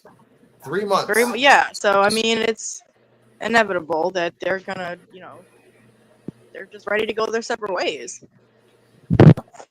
Just pull the trigger, empty the clip, do something, because all you guys are doing. And at least they can be amicable about it and be like, let's say Fraser wins the belt, and then it's like, oh, maybe this is our time to be our own stars, and they shake hands and walk away. Yeah, but they won't do that because it's wrestling. There's never been an amicable walk away. You have to NXT fight to the death. NXT side note: I heard that Tyler Bate shaved his head and his face. Why? Yeah, I heard that today. I was like, what? Give a kid a little bit of money. Like Tyler Bates is going crazy over the years. I've never heard you so invested, babe. Huh? Because he had a Never look. heard you so invested. Yeah. Yeah, man, people are crazy. All right. Whatever's happening, maybe there's wind or something. I was running to my phone charger. Okay. Got you. Mute yourself. Called me being irresponsible. No, never. You're being beautiful. Next match. I didn't write this down because I didn't care, but we're gonna talk about it anyway. Javon Evans versus Lexis King. This was a very. I believe I can fly. Thank you. This was a very. Javon Evans can jump, and Lexis King can counter and kind of chain wrestle, which it's kind of weird that he's doing that. It's actually there's a very good refreshing thing that I see Lexis King actually chain wrestle and bring it down to the ground and kind of do like really complex maneuver pins. Fast forward to Javon Evans won. Let's just say it like that. Javon Evans won. I didn't even really focus on this match. I give this match a D. And I like Javon Evans, but I could have predicted that Lexis King was going to lose. I could have predicted that Javon Evans was going to win. Why? Because of 50-50 booking. From every negative, there's a positive. If Cedric would have lost, that means Javon is going to win. If Javon would have lost, Cedric would have won. This is 50-50 booking that WWE has always done for years and years and years. So Lexis King, Joe rating. I forgot I have to rate this shit. Well, I don't want to take away from Lexis King because he has been impressing me more and more with his chain wrestling. His wrestling ability has definitely gotten a lot better. I feel like they're actually letting him shine a little more. Mm-hmm. So I'm going to give it a C. Okay. Solely because of Lexis King's performance. It was good. You thought chain wrestling. Cara? I don't know if I would go so far as to give it an A, but I'll give it a solid B. I mean, I'm a Javon Evans fan, and I think that Lexis King is having a weird character development turn right now. So. Oh yeah. He's having a sympathy party. I really like it. I give this match a D because again, Javon Evans was a good match. I'll give it a C. I'll give it a C because of Lexis King, not because of Javon. Because of he did a 360 flip in midair. Yeah, he did. He did. I respect that. But Lexis King is really getting better in chain wrestling. And it's kind of weird they're focusing on Lexis and not on Javon. And I like Javon, but for this match, not so much. So, all right, fine. C, B, and Joe said C. D. C. Thank you. Next up, let's see. I got it right here. If you notice, the last couple of weeks we've been actually rating Lexis King's matches slightly higher and been complimenting his performances. Oh yeah. I think it was because of the Regal match. After the fact that it's like, okay, you have the fact that Regal's giving you a brass knuckles, and you say no. So this is a path that you're taking. Go on, Cara. No, I mean there's just a lot more substance to his character versus before he was just like a chicken shit heel, and there wasn't much interesting with that. Like we already have Ethan Page. It's like we don't need to, bland heels. Yeah. So I'm glad they're giving his character some more substance. And you're right. I do like that because it's something different. That they know that he doesn't want to be like his father, and he's really trying to do this. Like if he's going to snap, it has to be a point that he can't go back to chicken shit. He just has to be like the psycho heel. So I'm waiting for him to turn into a psycho heel, or turn into this like uber baby face, kind of like a male Bailey. Which is fine. If you're gonna do it by the honorable way, it happens. It'll die eventually, but either way. Backstage, Ashanti. Imagine if he's somehow able to convert Brooks Jensen over to the good side again. Because somehow I could see them being. Yeah, it'll be a while. It'll be a wild card because you have to wait until he sees himself that Sean Spears is using it only for itself. And I think what Sean Spears is I'm doing sure is that I know it'll be a while, but I think in the long run, like I don't know why. It's too young eventually together. closer. No, I just said I could see the two of them working together in the future. Yeah. In the future, though, there's obviously storylines to be finished.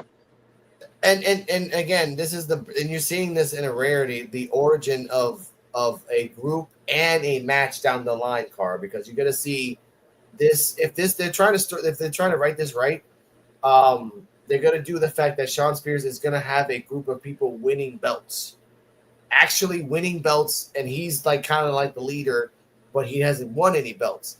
But Sean Spears always wanted to win that championship. So, for example, if one of them wins the NXT championship, Sean Spears will manipulate that character in a way that will make him be like, "How about you want to fight me?"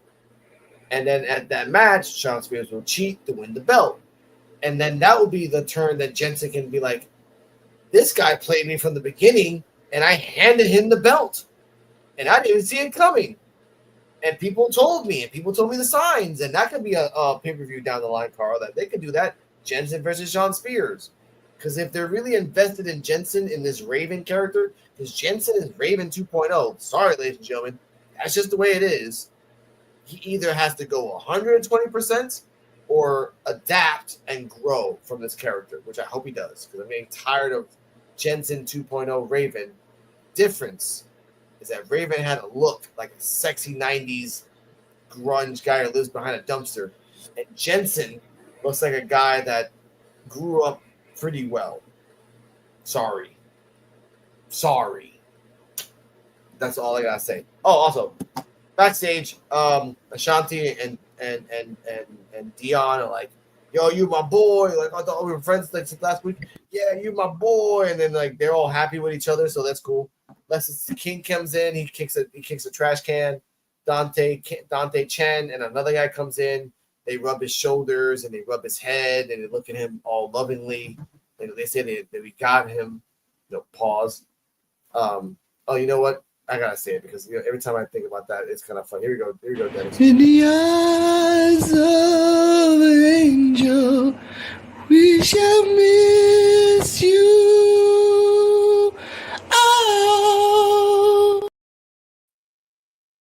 Oh, I love making videos. Now, it's time for the main event. Here we go. Kaylani versus Fatal Influence. It's actually Kaylani versus Fallon Henley, but it was the whole Fatal Influence. Cara, your thoughts on the match and the result. Close to the mic.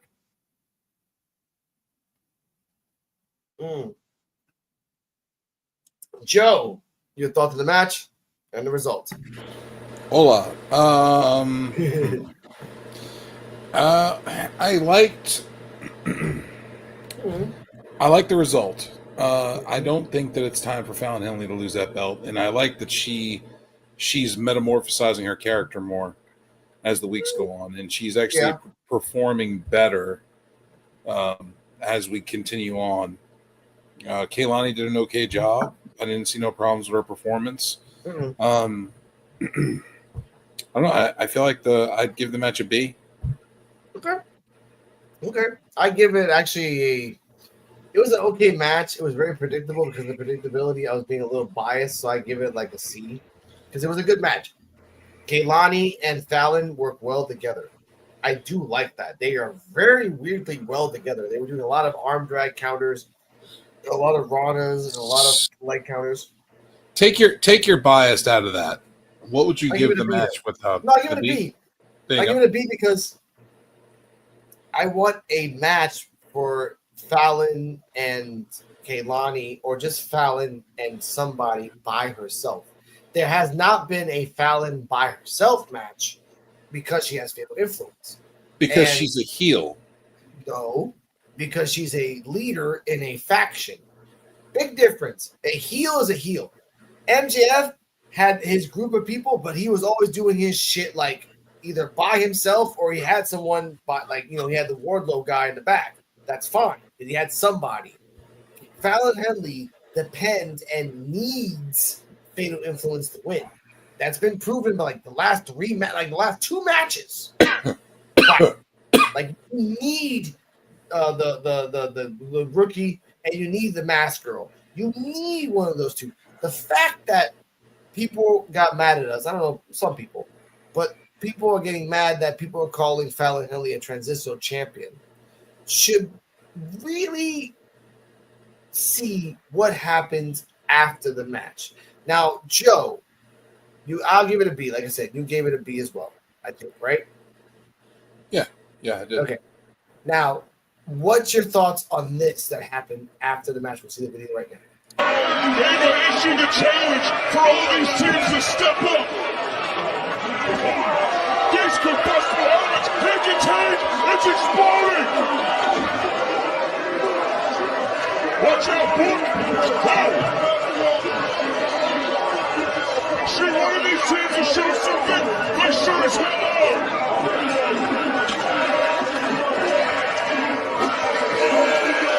We need more help.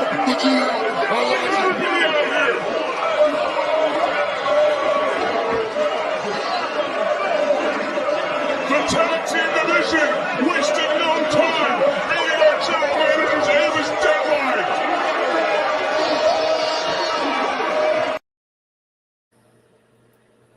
Huh.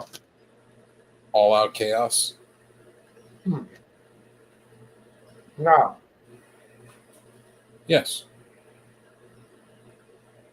Doesn't make her still a transitional champion because this happened seconds after she won. Seconds. Like, they didn't even give her an acknowledgement of holding her hand up high for more than 10 seconds. And like, Fallon Henley! Oh, shit, watch out! That's what I mean. Even if Kaylani didn't win, which I'm fine that Kaylani doesn't win the belt again. I'm not really so adamant that happens again.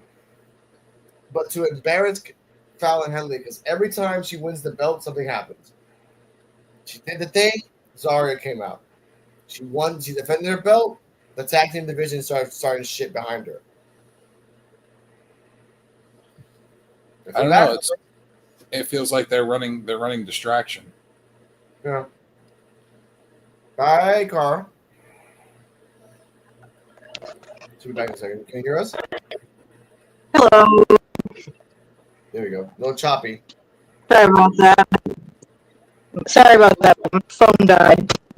Can you hear me okay? A little choppy. You're coming out a little better. Okay. What are your thoughts on the Yeah. event? The main event. So, did you guys already talk about it? Yeah. Yeah. Kaylani versus Fallon Henley. Oh. Well, I had something to say earlier before I found out about the whole pro strength thing. When you were talking about that segment, it's ironic that you said he seems like he comes from a rough background because I thought the opposite. It's kind of off. Like all my life, I had to. But yeah, what was after that? That's it, really. We talked about that I feel bad for Fallon Henley because she's turned into a transitional champion for me. Because the second she won the belt, the tag team division came out and did their little shit on the Rampage. I didn't see her again. That's it. I didn't see her at all after that. So, Joe, go on. No, I just feel like they were trying to push the tag team stuff because next week they're probably going to make a big announcement or they're going to have a big match with the tag teams. Trying to close the show to bring the tag teams like to fruition. That's fine. I'll take that. But just like, you want to go crazy? Let's try that. Huh? Take it, baby. Sorry, now my headphones are acting weird. Yeah, no, this match was not that memorable. I'd give it like a C or a B. And I mean, you already told me your theory that Henley is just a placeholder for this belt. Although I am disappointed that they're going to give it to somebody else to just come in. So I hope that'll be temporary too. So yeah. The only person I see them giving it to would be maybe Zarya. Well, that's what Alex had theorized too, that they would give it to Zarya or But I mean, somebody else. but then she would go on an Oba Femi run and just hold that thing forever. Oh, in and He's out. testing. No, sorry, testing. Oh, Yeah, Zara's gonna have it, and maybe have it for like a 6-month, 1-year run. That's what they're gonna do with the powerhouses like that. Zara is gonna beat Petrovic, Brindley. if I was Zarya, I would do something different with the title. I wouldn't lose. What I would do is I would hold it for a year, and then I would look at the belt, and I would have a stare down with the champion, who would probably be Julia or Stephanie Vicora by that time. And I would take the title, and I would throw the title down, and then point at her title, like I'm coming for that title. I don't want this no more, and have her just give the title up. Kind of like an exhibition thing. I give this title away to have this one, which makes sense. I get that, but Have her be a heel. Just have her shit on the title. Just have her title on the ground like a piece of trash. You know what's even shittier? Zarya versus Julia in a year will cement the fact that none of the female wrestlers that are in there now will win that belt. You have to get an outsider with another outsider to have a match to make it worth something, and that everyone that's in the NXT division never wins the belt. Nope. No one, really. I feel sad about that. No, because they're not going to, because you have Stephanie Vicor, Julia, and Zarya. Yeah. Those three are going to run NXT. I feel bad for everyone else. That's what I mean. I feel bad for Thea. I feel bad for Cora. I feel bad for Tato. I feel bad for everyone. Yes, we are. That's my question. Like, how long is this takeover gonna last? I mean, you already have so many people in NXT that should have some time in the spotlight. So, is this the long game to like letting some underdogs come in and take the belts from the takeovers? Wait. And it gets worse. It gets worse. Jordan Grace's contract is up in January and is probably signing with NXT also. Probably. No. Well, I feel like they've been leading up to that for a while. I mean, 95 to 99% that she's signing. well, If they offer her boyfriend money, then she might go with her boyfriend. In AEW, I'm not saying NXT. I'm saying if they offer money to AEW, Jordan Grace would be a good addition for AEW. If she goes to NXT, yeah, but sure. Jonathan Grisham already said he doesn't want to go back to AEW. Well, that's not his dumb ass. But okay, fine. He goes to NXT. All right, fine. Hey, Carl, say something. no, I forget what I was saying, but I mean, I said it doesn't really surprise me that they would bring her in. Yeah. They've been leading up to that for a while. Yeah, and Zara did spear Jordan Grace like last week, so they're gonna have a match, probably a deadline. That just adds another roadblock in the way of all the other women that are there. That's a fourth roadblock. Yeah. Can you tell me all the ads of the letters? Am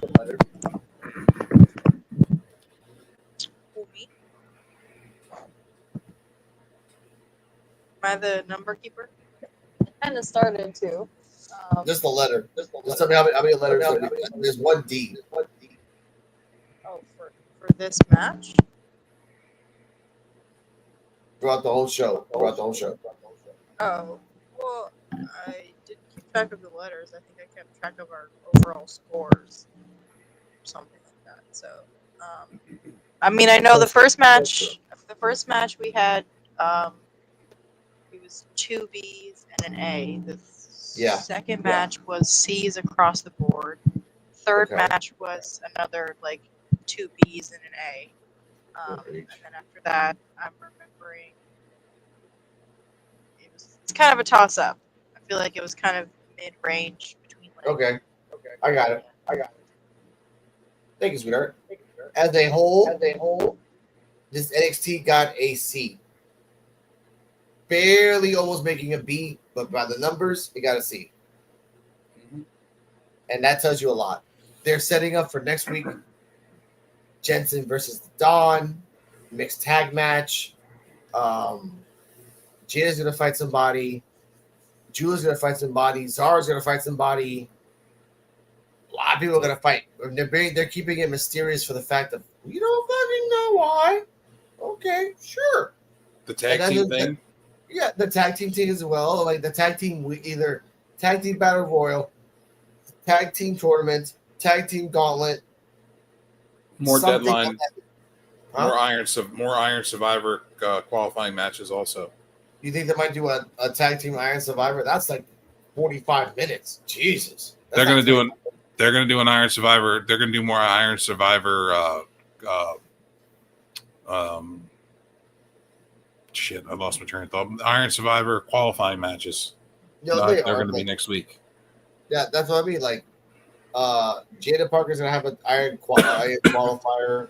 A couple Eddie of people Thorpe. from Eddie Thorpe as well is gonna have one. Probably that Josh Briggs or Josh, whatever his name was. He's probably gonna fight Eddie Thorpe because Julie and Stephanie Vacor.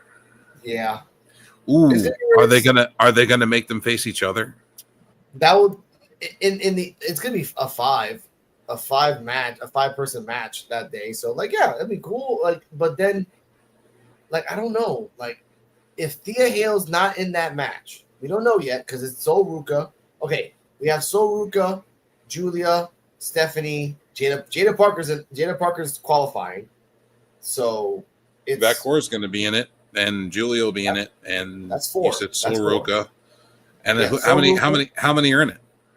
It's supposed to be five, and what we know right now, it's Sol Ruka, Julia, Stephanie, and Jada. Those last three haven't qualified yet, so they have to fight a match first. Don't forget about Zarya. Zarya, I don't know, like Zarya's going for somebody. I think Zarya's going for Fallon. Like, are they gonna Survivor? Are they gonna fight somebody? But or are they gonna put Zarya versus Jordan Grace? Yeah. Okay. Cara, if you can hear me, and Joe, who is Fallon going to fight on deadline? Because that means she'll keep the belt. That means she'll keep the belt until the next pay-per-view.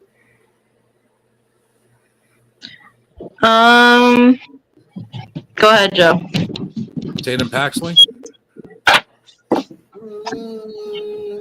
That's actually a good matchup. Holy shit, I like that. I like that. Yeah. Unless you're still with Wendy Chu. That's the thing. Well, yeah, but Tatum Paxley beat Wendy Chu, so it's done. Remember, she beat her in the casket match. Yeah, but they can recycle that shit. You know how they go. They can always recycle that shit over and over again. The storyline's done, dude. Let's move on from it. Let Tatum Paxley grow. Life. Cara? I don't know. This feels controversial since she just joined, but I guess Nikita Lyons came to mind. Not really sure who else. Maybe Sol Ruka, but I don't know. That just doesn't feel right. Tatum Paxley sounds good though.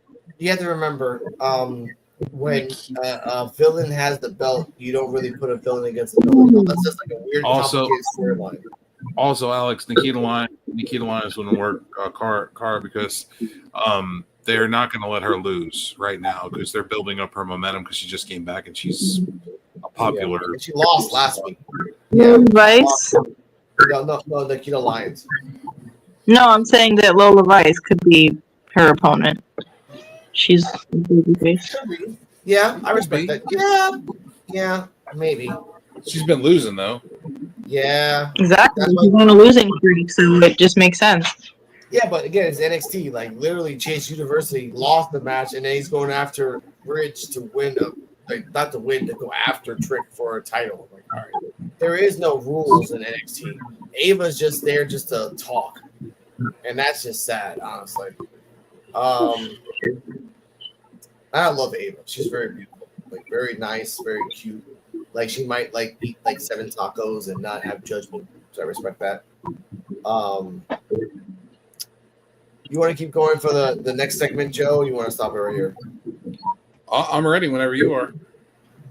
All right, ladies and gentlemen, we're gonna switch it up for the next segment of the show. That was NXT time with D-Walk. We're gonna do something a little different. We're gonna do NXT ratings, and we're gonna talk about the women that are here and really rate them by on the three categories that we talked about: win-loss record, believability, wrestling skills, and mics. All right, and this was at 1:31 minutes. Okay, Cara, Joe, these are the women that are coming out right now. We have four categories, four types of women. So here are the first ones. I'm gonna take off the banner so you can see their names. Here we go. And here we go. Step in the ring, it's NXT time. D-Walk on the mic, gonna blow your mind. We bring the energy, the crowds go wild. We stay on top, we never back down. We break the boundaries, push the limits. NXT wrestling, we the epitome of brilliance. From the mat to the mic, we bring the fire. D-Walk's the name, I'm the rhyme supplier.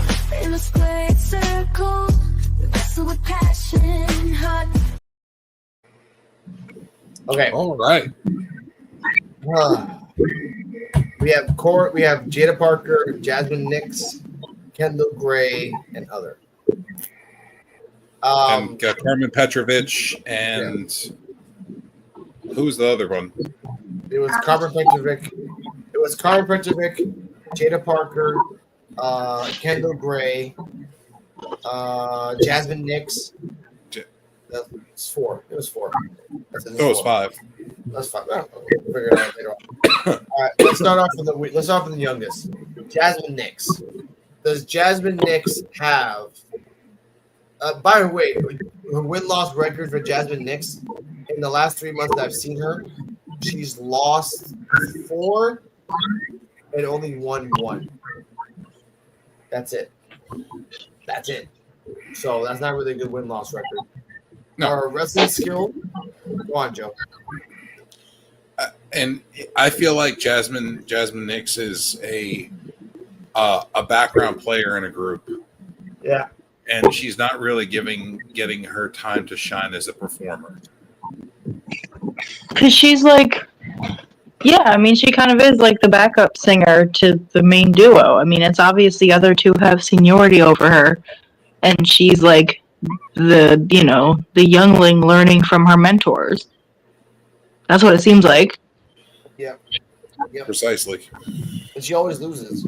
She's always the one that always loses. Shows out for like the first 3 minutes and loses. So that's fine. So as a rating, from 1 to 5, what would you give Jasmine Nix?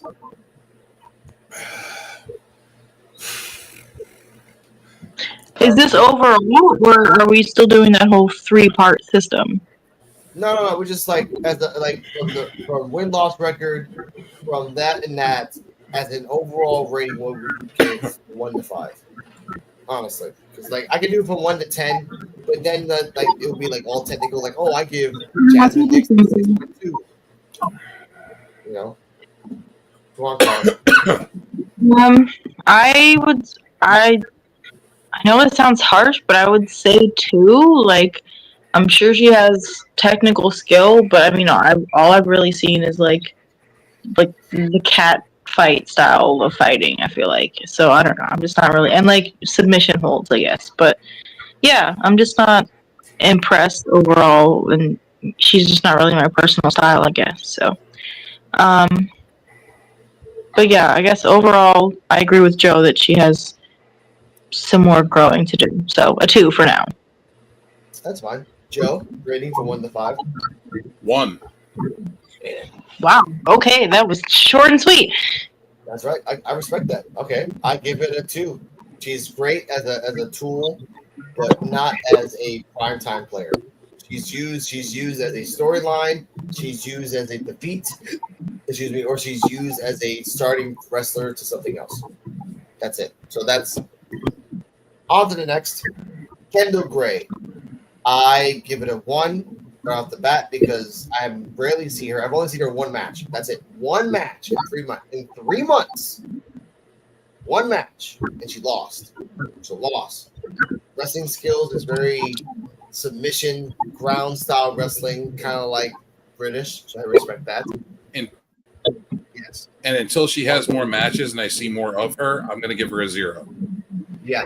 I was gonna say NA because like unless you have more than 0. one match in 3 months, NA. That's fine. Cara. 0. Who are we? She can't even. She can't. I can't even give her a point. Like I said, because she's never on. Who are we talking about? Kendall Gray. Kendall Gray. Gray. Oh my god. Is she the one with the kimono? No, not the kimono. Nope. There's a little blonde girl. There's a little blonde girl that can flip people. That's it. That's it. Oh, I mean, I feel like she was pretty cool when she was like in the circle, but now it's been so long that I've forgotten about her.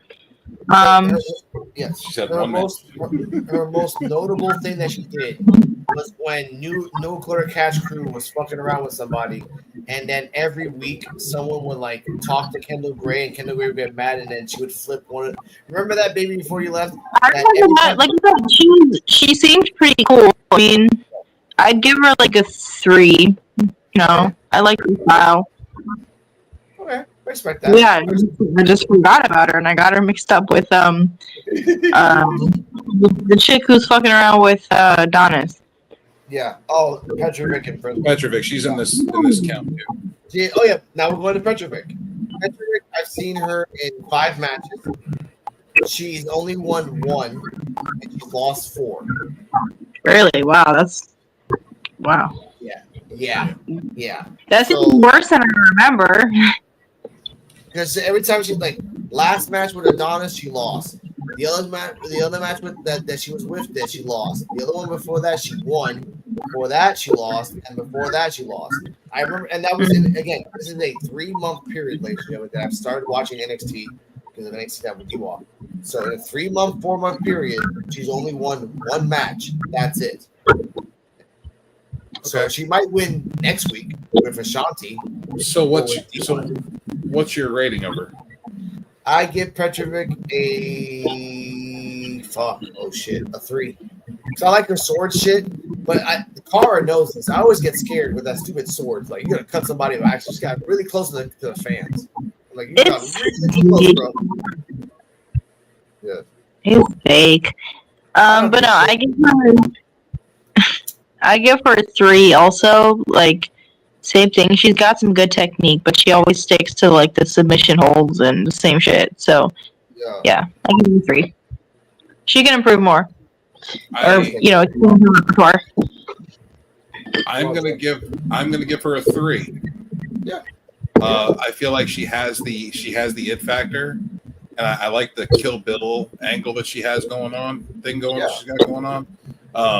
I feel like that she needs more TV time, more matches, and more chance to use the microphone. Yeah, and not backstage microphone. Like actually talk ring. Talk to the fan. Yeah, exactly. Because like it's always been backstage. She rarely talks in the ring. Rarely. I've never seen her actually talk in the ring at all. It's always been backstage. So like, and Brindley, again, and Cara has a crush on the wrestlers that she said she is. I have a crush on Brindley and Petrovic. 1, because they're blonde and blue-eyed, but 2, that like they're so cute. They're like little cute chipmunks. For me, that's just for me. I love my girlfriend, by the way. We'll put that out there. So who else do we have on this list? Okay, I'll repeat it one more time just in case. Step in the ring, it's NXT time. D-Walk on the mic, gonna blow your mind. We bring the energy, the crowds go wild. We stay. All right, so we got to do Jada and Jakara Jackson. Okay, let's do Jakara. Okay. I give Jakara. In win-loss record, she has lost so much as a singles, and she has lost so much as a tag team. Boom, right off the bat. Wrestling skill, I was gonna put her as a 1, but in the last 3 months, she has improved just so fucking much by just putting her body out there and really trusting the system, and I respect that. But that's because they've given her time, Alex. Yeah, no, and she's gone to the main roster way more than NXT. Like, it's not just doing the same things with the same people in NXT. You're gonna fight the Sky Pirates. You're gonna fight Jada and Bianca, who hate each other but still are wrestling. You're gonna fight different tag teams. That's the point of doing the rounds. And I always tell Cara that, like, I never told Cara that actually, like, the point of being a good wrestler is not going to the main roster and doing like 10, 12 matches a year. It's doing the rounds, doing the same matches on the independents, doing the same matches in other corporations, like just doing different types of people, not pause, wrestling with different types of people. Thank you. Wrestling with different types of people and understanding how wrestling is not just, it's not linear. It's like the fucking tree of Xristo from Loki. Like, it just branches by so many different directions. That's why Joe and I always praise when someone goes to Wrestling Noah or somewhere in Japan. Like, you're going on an excursion in Japan for like 6 months or a year or 3 months, dude, you're gonna come back different because they fight and wrestle completely different. They will same tear type you of moves. Yeah, exactly. Same type of moves that we do, but just rough, stiff. And I respect that. But for her, as a rating, my heart wants to give her a 4 because she's improved so much. And her mic skills has improved, so she's got a lot more confident, way more confident. If you remember when we were talking about that, she would always have a lollipop in her mouth and like rarely say shit at all. I give her a 4. Fuck it. I give her a 4. Straight up. She's changed dramatically. And then she reminds me of not the Angelo Dawkins, but the other guy. Montez Ford. Yeah. She reminds me like she can be a Montez Ford in the future. Not now, but in the future. She can be a Montez Ford once she separates and kind of like does her own thing. She can be the next Sasha Banks if she really wants to. Sasha Banks was crazy back in those days. You know that, Joe. Mm-hmm. So that's all I got to say about that. I'll give it a 4. Well, I feel like she does have a lot of room to grow, but she has been showing good strides and growth. So I'm not going to completely shit on her. I'm going to give her a 3. I feel like she has a good opportunity to showcase herself more, and I feel like that's what she was missing. Was her microphone stuff isn't terrible because she does the metaphor stuff. Yeah. So she has that down. It's just the fact that she needs more microphone work in the ring and less backstage, and she also needs to have more ring time, which they're giving her, which I'm very grateful for. So I'll give her a 3 for right now, and hopefully in the future she can be a 5. Yeah, same season. I like Cara. She's talking about the world. And then the final one is Jada Parker. Okay, wait, Jakara. 4. I give her like a solid. 3 seems too low, so I'm gonna give her a 4. I agree that she has a lot of potential. Who's next?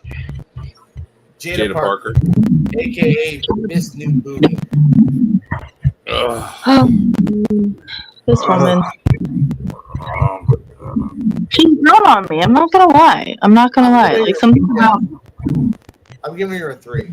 Just that's it because 3. of the match. Because of the match she had with Lola Vice. Like, booty or not, she's really putting herself out there for matches. Like, she's going all out to prove herself, and I understand. Well, the reason I'm giving her a 3 is because I feel like she can grow, but she needs to get open to the same repetitive things. She needs to grow and not stay in this bubble. Yeah. I want to give her 3.5. The 3.5 that I didn't end up giving to Jakara.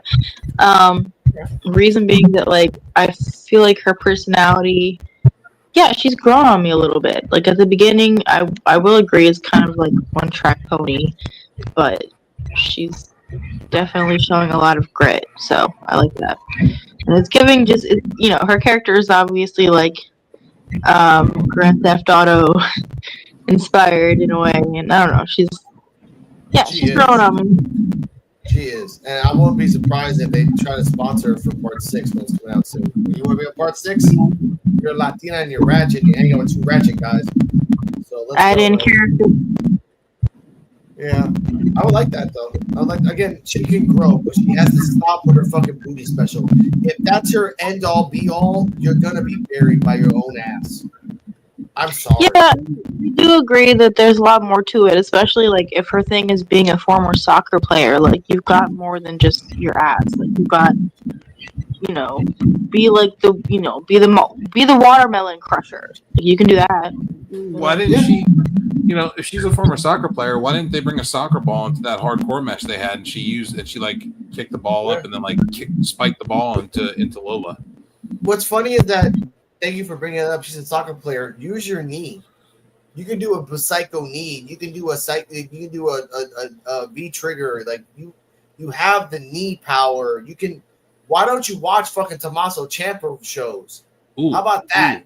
Ooh. Putting somebody fucking side of their head into a turnbuckle and using the turnbuckle as in doing a V trigger into the turnbuckle. Exactly. Jesus. I'll show you what that is, Carl. But and even then, you can start with the V trigger and end with her butt. That's acceptable. Where you're like, okay, I'm gonna hit you with the knee in the side of the face, and at the end, my left ass cheek is literally on your face. That's fine. That's fine. That's whatever. Now, Why don't you give her the whoopee cushion finisher? Fuck that shit. Going on to the next girl. Next girl's coming up. I step in the ring, it's NXT time. D-Walk on the mic, gonna blow your mind. We bring the energy, the crowds go wild. We stay on top, we never back down. We break the boundaries, push the limits. NXT wrestling, we the epitome of brilliance. All right. We got 3. Lola Vice, Nikita Lyons, Roxanne Perez. It's a good 3. Let's start from the least to most. Nikita Lyons. Yes. Now, I'm a little biased here because I haven't seen her in a while, and I don't know her past body of work. I feel bad because of the injury she's had. No, These of are course. things I that feel we bad need to for take into granted because she blew out her left knee, came back, and within a month blew out the right knee. Damn. Like it was like that quick. So she was out a year, came back for a month, blew out the other knee, was out another year. Yeah. I feel bad for her, but my girlfriend knows me. I give her a 2. That's it. Sorry. What? I give her a 2. I give her a 2. Like, I don't want an Instagram model as a wrestler. This should not be the evolution of wrestling where you focus more on your ass than wrestling. Sorry. Well, I'm gonna actually give her a 4. Reason being, we're combining overall factors. Yes. And I mean, the aesthetic is part of it. Like, she has a very powerful stage presence, and like, if she worked her way back from 2 injuries, then like that shows grit and determination. And yeah, I mean, so far I like her as a wrestler. I'm hoping that she doesn't stick to the same type of moves, but she obviously has a lot of power and a lot of charisma and stage presence. So that overall gives her a high rating. So I give her a 4. Fine. I respect that. That's fine. Joe? So, like I said, the injuries and stuff. So her body of work I've seen before the injuries, and I saw her body of work when she came back from the first, and then now it's diminished a little bit because she's had to change her move sets and stuff around. You notice she doesn't do the split pin no more. And actually, What? Oh, sorry, Joe. Say it again, Carl. no, I'm not going to interrupt, but now that you're mentioning it, it makes sense why she's focusing so heavily on like throwing people around, because she's using her upper body versus like lower body focused moves that might be harder on her knees. Right. So that's why she stopped doing that. That's why she stopped doing that split pin, because it was bad on her knees.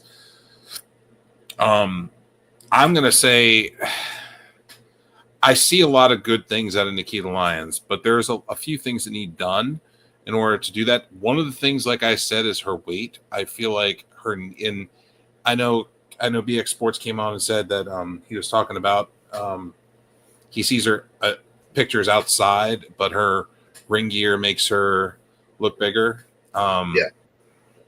She just overall looks bigger from her first run before she had the first injury. And I feel like 15, 20 pounds would be a good amount of weight for her to lose, but she doesn't lose her aesthetic. And I get what Cara is saying. She does have a very good ring presence, and she's good on the microphone, and she does have an appeasing look, and she does have a good persona. So I'm going to give her a 4. I feel like she could be something really great. Yeah. But she has to stay healthy, and she has to stay consistent. And it's going to take time. She had to change her entire moveset around this time to protect her knees, and it's not the same as it was. So people got to get used to that, and nobody's used to that right just yet. So people are like shitting on her right now. Now, the reason I'm quote unquote shitting on her is that not because of her ring presence. Again, I do like the Vader bomb. I do like her power moves. I don't like her butt moves, but I do like the power moves. The fact that it's her charisma and her mic skills, because when she says this, I'm gonna come back like a puma and a tiger. I'm gonna dominate. I'm like, that is a stereotypical what I've heard for years and years and years. You are not making or breaking the mold, and that's something that you should do. You should do something different. Like Nia Jax was a little different talking because again, she was like very soft spoken, but when she screams, you're like, she would do all that shit.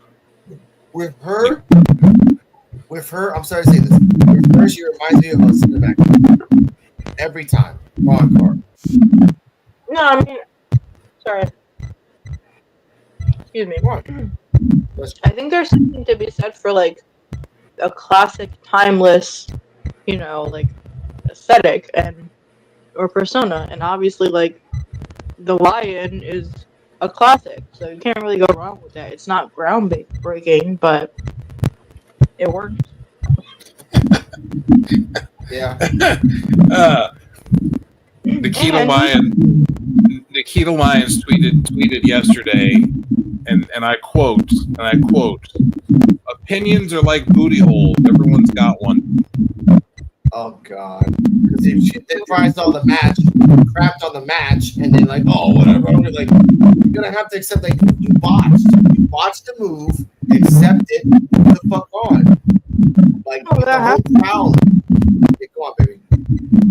Well, that happens, and also going back to the weight thing, like, I mean, I don't know her stats, but I feel like maybe that extra weight she put on is muscle, Maybe she's actually up. It could be. It could be. I mean, it could be. You're very true. It very well could be muscle. I mean, she looked like she was a little extra jiggly when she came back. And yeah. I more or less, I don't care. I like the way she looks. That's not a problem. I want to see, I just don't want her knees to take a beating. Yeah. I think her style of wrestling, that's why I'm scared. Because like she's very like she's young. Yeah, she's young. Yeah, she doesn't need to retire by 29. She's 25 and she's already had two major knee surgeries. She's had both her knees blown 27. out. Yeah, that's what scares me. We've already met Tegan Knox. Both her knees got blown out, and now we don't even know if she's gonna wrestle anymore because she's always been in surgery from one year to the next. Shit. That's what I'm saying. By the way, Cara, there's a woman called Tegan Knox that both her knees have been blown out in wrestling. Both. Same with Nikita Lyons. Yep, wrestled one, got blown out, came back, wrestled another match, the other knee blew out. And now she wears double knee braces when she wrestles.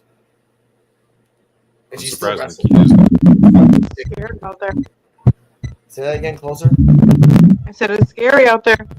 Yeah, that's why I feel bad for Nikki Lyons, because she could be the type of wrestler that her weight is gonna be like hell on her knees. So she needs to do a style of wrestling that helps her, like Blue Thunder bombs on short people, or like pile drivers where on skinny, like just something like that helps you in the end. All right, next up, Lola Vice. I'm a Latina booty shaker, booty in the corner, and spin Eddie Kingston. I give her, for me, she's very stereotypical, very bland, very bleh. She can kick and she can fight. I give her a 3 because of the Baszler match. That's it. That's it. Joe? Okay, so Lola Vice. I like Lola Vice. I just feel like they need to capitalize more on her MMA UFC background, and they need to make her more badass. Pretty much what they did with Shayna Baszler, but that they didn't do that in the main roster with Shayna Baszler. Yeah. So they should make Lola Vice this badass, unstoppable beating machine that just comes out and destroys people in seconds. Make everybody on the roster her bitch and just make her a dominant force. And I feel like if they do that, then Lola Vice will be a 5. Yeah. But right now, the Lola Vice we're getting now, I'm just going to give her a 3. Yeah. Carl? Okay, so interesting that you guys started off with that. Close. I'm getting there. Interesting that you guys started off with that. I thinking it over, my rating would be a 5. Reason being is that she's the greatest, but it's in terms of versatility, like I see it. Like her character is it is kind of generic, but it's it's got something going for it. I do think that she could use a revamp. Somewhere down the line is like a baby face or something like that. Or badass, like you said. I would love to see more of the MMA background come out, but that's why I'm giving her a 5. Like she's badass with the kicks. Like that's my favorite part when she like pulls those out. Like the back to back. The kicks. Yeah, the kicks, and I'm not a fan of the butt moves either. So yeah, I give her a 5 because of her potential. Okay. Just like that. I'm a little choppy, but I understand. All right. Next up, Roxanne Perez. No explanation needed. 5. Joe? 5. Cara? All right. I guess go with the flow. 5. No, 5's across the board. Why? I'll explain why. Cara, for you. No, I don't know why. I said she's good, Thinking I was gonna give her a 4, but I couldn't think of why. I mean, she's good No fighter. explanation needed. Yeah, you're right. Right. I will explain why. 14 match winning streak. Every match has been a banger. Every match that she's had, she's proved to me that she's her wrestling, her win-loss record, impeccable. Her wrestling skill, impeccable. Her charismatic, boring, but always on top, always making sense, always trying to be the dominant person in the division. I respect that. Every person that stood up to her, she's always giving acknowledgments after the match, like, "Hey, you kind of kicked ass, but in the end, I won. Hey, but in the end, I won." I respect that. She even burned CM Punk on the mic. Yeah, and it was really funny, and it made sense at the time, and that made her a super heel, but it kind of made her a super babyface because it's CM Punk. It also showed her mic skills because she was able to burn CM Punk on a microphone. Yeah, that's what I mean. 5, just a straight 5, not a 4.9, not a 5.1, but a 5 across the board, ladies and gentlemen. Future WrestleMania main eventer. Oh, of course. Like, and I feel bad for Alexa Bliss because that could have been her. Alexa Bliss, when she comes back, that would be a hell of a match. Roxanne Perez versus Alexa Bliss. Of course. And you know what's sad? You know what's sad about this? Everyone was like, no, like remember back in the day, oh, they're too small. They don't really believable. Roxanne Perez is like 5'4". Alexa Bliss is like 5'5", 5'4" as well. Like it's gonna be a small person match. Alexa Bliss has been one of my favorite female performers since she started. Oh yeah, she's adapted. And Cara, if you remember that match that Zarya broke Brindley's arm, Alexa Bliss is the same woman that you can break her arm and she's bow-legged, like bow-armed. So she could break her arm during a match and kind of be believable. That YouTube it. Her arm. Yes. Yeah. Alexa Bliss gets her arm broken. Yes. Go on, Cara. No, I think you've mentioned something like that before. Yes. Cara, move around a little bit. You're being skippy. I said you mentioned that before. Her a wrestler being super double jointed. Thank you. I can hear you now. Now, time for the next round. Let's go. I step in the ring, it's NXT time. D-Walk on the mic, gonna blow your mind. We bring the energy, the crowds go wild. We stay on top, we never back down. We break the boundaries, push the limits. NXT wrestling, we the epitome of brilliance. From the mat to the mic, we bring the fire. D-Walk's the name, I'm the rhyme supplier.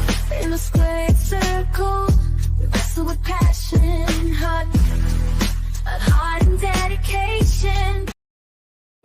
All right, wait. Did I miss anybody? How many were in that one? Four.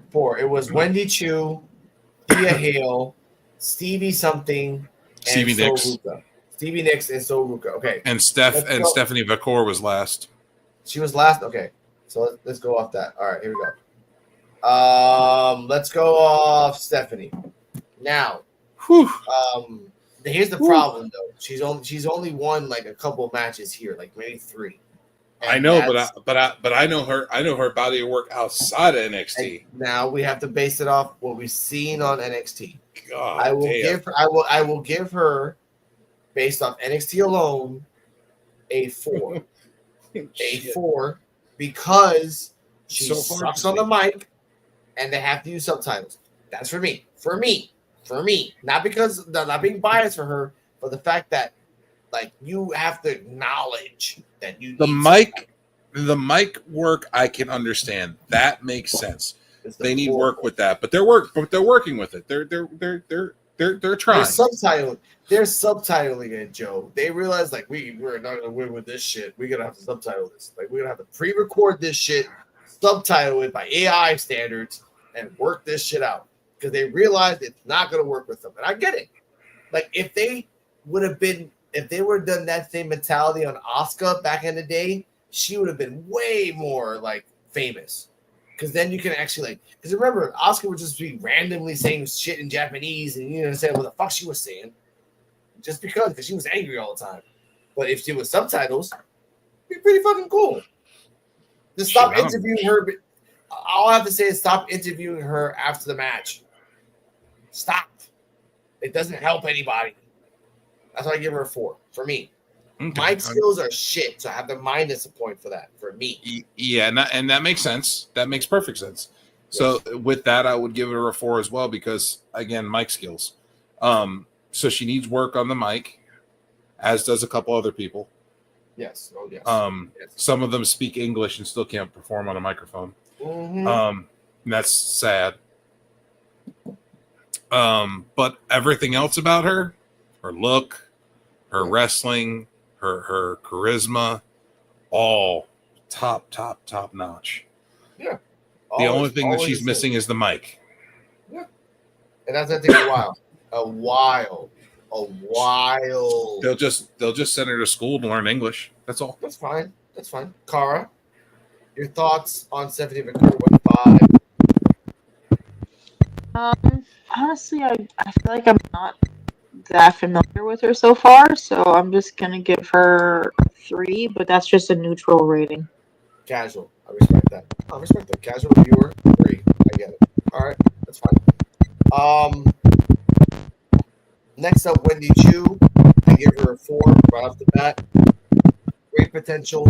I've never heard her talk, so so I don't know what her mic skills are. But she's a very, very mini Undertaker for me. Cara? Again, I agree with you about the mic skills. She's never done a lot of talking. She did more talking before she was the dark Wendy Chu. When she was regular Wendy Chu, she did more talking. But that was because she was, and she speaks fluent English. Yeah. 4. Okay. 4, Cara. Who were we talking about? Wendy Chu. Chu. Wendy Chu. 4. I feel like use some, but she's strong overall. Okay. 4 across the board for Wendy Chu. Congratulations, Chu. Stevie Nicks. NA. Next. Joe? Yeah, I don't know what that is, and also how can you use the name Stevie Nicks? Like, come on. Yeah. I've never seen her perform, I don't believe. There you go. I feel bad for you, bro, but that's not my fault. All right. Next row. I think that was all of them. I think it was Stevie Nicks. Lola.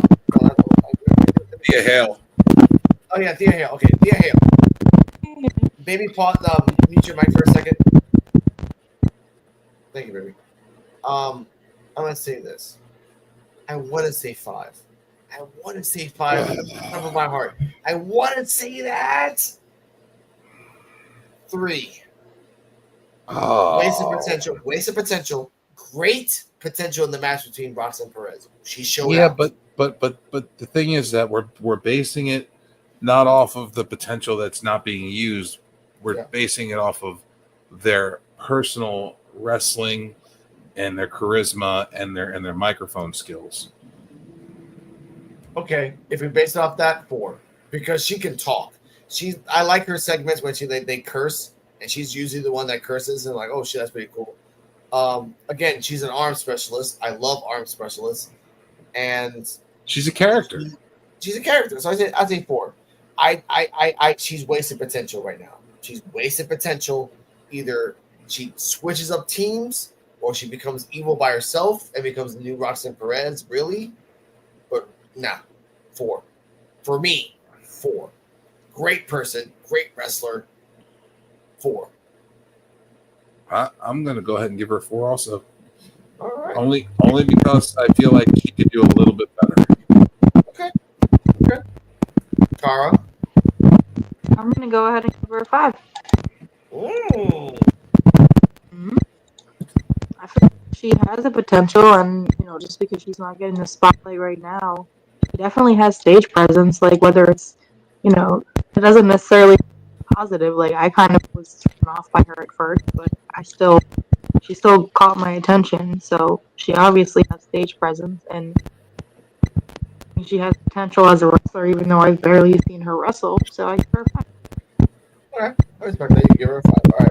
I think that's all of that group. Now for the last group. And I think I have Tatum Paxley. If not, we'll talk about Tatum Paxley separately. Here we go. Great circle, wrestle with passion, hot.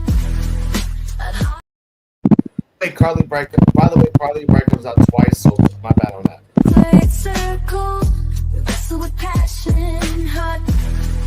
Heart and dedication, that's our ultimate fashion. The rise to the top, we dominate the game. NXT superstars, we won't be the same. The square circle, we wrestle with passion, heart and dedication, that's our ultimate fashion. Okay. So it would be Carly Bright, Brinley Reese, Cora Jade, Pamela Henley for now. What we're missing is Tatum and the mask girl. That's it. And we're also missing Julia, Daria. But we'll get to that another day. Now, Fallon Henley. Let's start from the top to the bottom. Fallon Henley, Cara, or rating? Solid 3. Solid 3. Solid 3? I think it's cool that I can. Joe? Fallon Henley. Yep.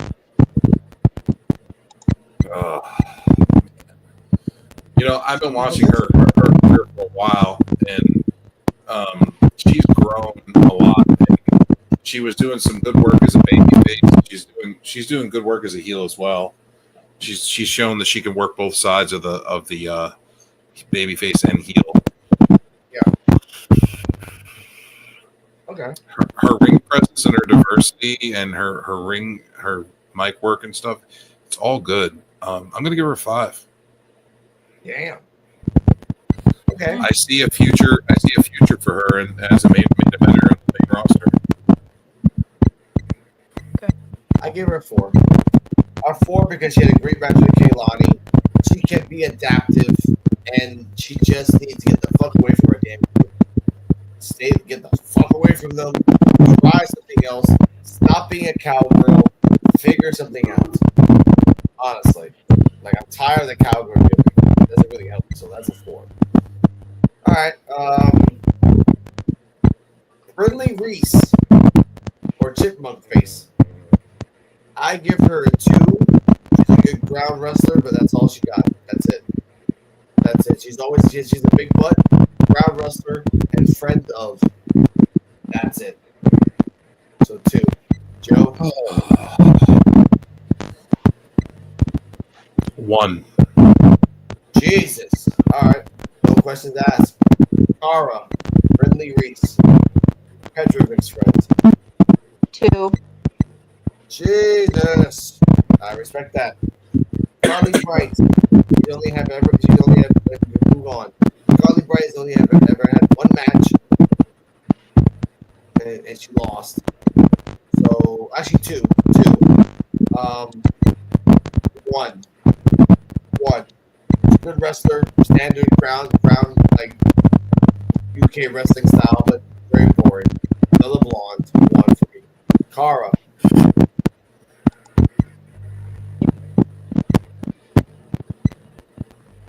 Exactly. Joe. Who was that rating? Wait, we're talking about Carly Bright. Carly Bright. Only one. I've only seen her like one time. And Is that a little closer? I've only seen her one time and it wasn't special, so I'd give her a 1. There we go. Joe? 0. Jesus, that 0 does count, actually. I respect that. I think that's all the wrestler. Now for the final cut. Here we go. Cora Jade. Oh, yeah, Cora Jade. For me, a 3. Good potential. She needs more wrestling. Joe? I'm going to give her a 4. Okay. I respect that. And then she deserves it. Cara, great. Honestly, I'm somewhere around a 3.5. I like her persona. I want to see a little bit more of her, but I don't think I'm like wowed by her as a wrestler. Okay. I respect that. That's true. Okay. Now for the final cut. Great circle, wrestle with passion, heart and dedication. That's all ultimate fashion. The rise to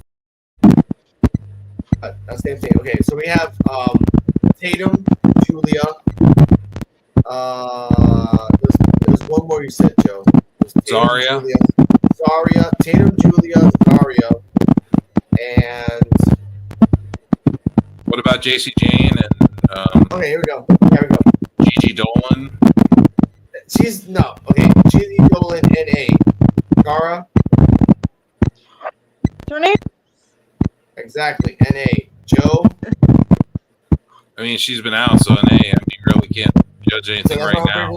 I'll bring her up. So Tatum, JC, Julia. Let's those last 3. Zaria. Tatum, Zaria. So let's start with Tatum. Tatum, solid 4. No question. Joe? Yeah, I'm definitely going to give her a 4 for sure. Definitely Cara, deserves take it. it back. Yeah, it was a solid 4. It makes sense. Cara? You said Tatum. Yeah. Yeah, she's pretty high up there. I'd give her like a 4.5. Like, I couldn't really explain away a 5, but yeah, she's pretty up there. Yeah. I respect that. Maybe are you next to her fans? No. Okay, this is a little copy. Okay, alright. JC Jane, Max Girl. 3. She's a wrestler. She can wrestle. She can adapt. Moving on. 3. Yeah. Nothing crazy Pretty good, there. Cara. 3 as well. Yeah. Okay. Julia from Japan, strong style, very adaptive. I give her a 4. She sucks in the mic, but she gets a point off. Joe? Like Stephanie Backcourt is the only thing that's hurting her is her microphone. I give her a 4. Okay. Cara, What's the name again? Sorry. Julia. Julia. Oh, Julia. 4. I'll give her a solid 4. She's pretty good. Okay, respect that. And the final one, JC Jane, Julia, Jane Sorry. Paxley, Sorry. She's only had one match. She's highly regarded by Rhea Ripley. She's Australian, South Australian. And she had a promo. She was talking about this. Maybe reach your mic, please. Thank you. She 3. She's very I've good, seen- and she's also she's- very renowned. She's very good, but her moves are very power based, and it reminds me of Ryback a little bit. She's Jordan Grace. I know, but like just a little bit of Ryback and Jordan Grace. I give her She looks like Beth Phoenix with Jordan Grace's moveset. yeah, I give it a shit. I just like my mind saying no, it's still saying 3. 3. Like it's I've seen Jordan Grace. Why do I want to see an Australian version of Jordan Grace? Like I like Zarya though. I think she has more of a aesthetic look than Jordan Grace. It might be the paint, it might be her hair. I don't know what it is, but there's something more aesthetic about her. And I'm going to give her a 4. Okay. And yeah, I'd say 3. Cara, what do you give Zara?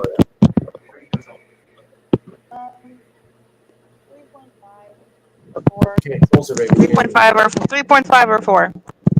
Okay, I'd say 4. I round up to 4. Oh, that's fine.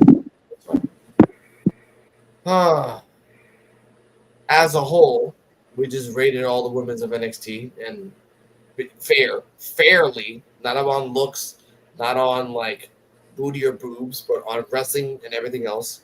And I wanted to show people that we can do these type of things. We don't like doing these type of things. It's very boring. But we can do wrestling in a rating system. And the majority of the wrestlers that we liked were 5s and 4s. The majority of wrestlers that we see every week but don't do anything are 2s and 1s. And the ones that are on the roster by title only are 0s. And you have so many women in that roster right now in NXT. You need to figure out what the fuck to do right now because you are wasting a lot of talent doing nothing. And that's bad. We forgot You know Rizzo. what? And oh yeah, I forgot about Rizzo. Rizzo, I have to give her a 3. Actually, I have to give her a 2. She's only been like in one match. That's it. Like it wasn't really a great match. I agree. Yeah, I give her a 2. I agree. Cara, what do you give Rizzo? Yeah, somewhere between like a 2 and a 3. I want to give her something higher, but I feel like I haven't seen much from her yet. So She can talk. I respect it, and she can like show like the underdog. But that's all I've seen is one match against the Key Alliance. That's not a good basis, and that's not great for you. Honestly, we got a comment. Right. You know? We didn't talk about Last Legend either. Oh, I forgot about. Let's see. Another freaking one. Oh, you know what? Last Legend. Yeah, Last Legend. I give her. Shit. Actually, I would give her potential a 3. Potential. 3 Last Legend. years. Yeah, 3 years down the line, she'll be better. Cara?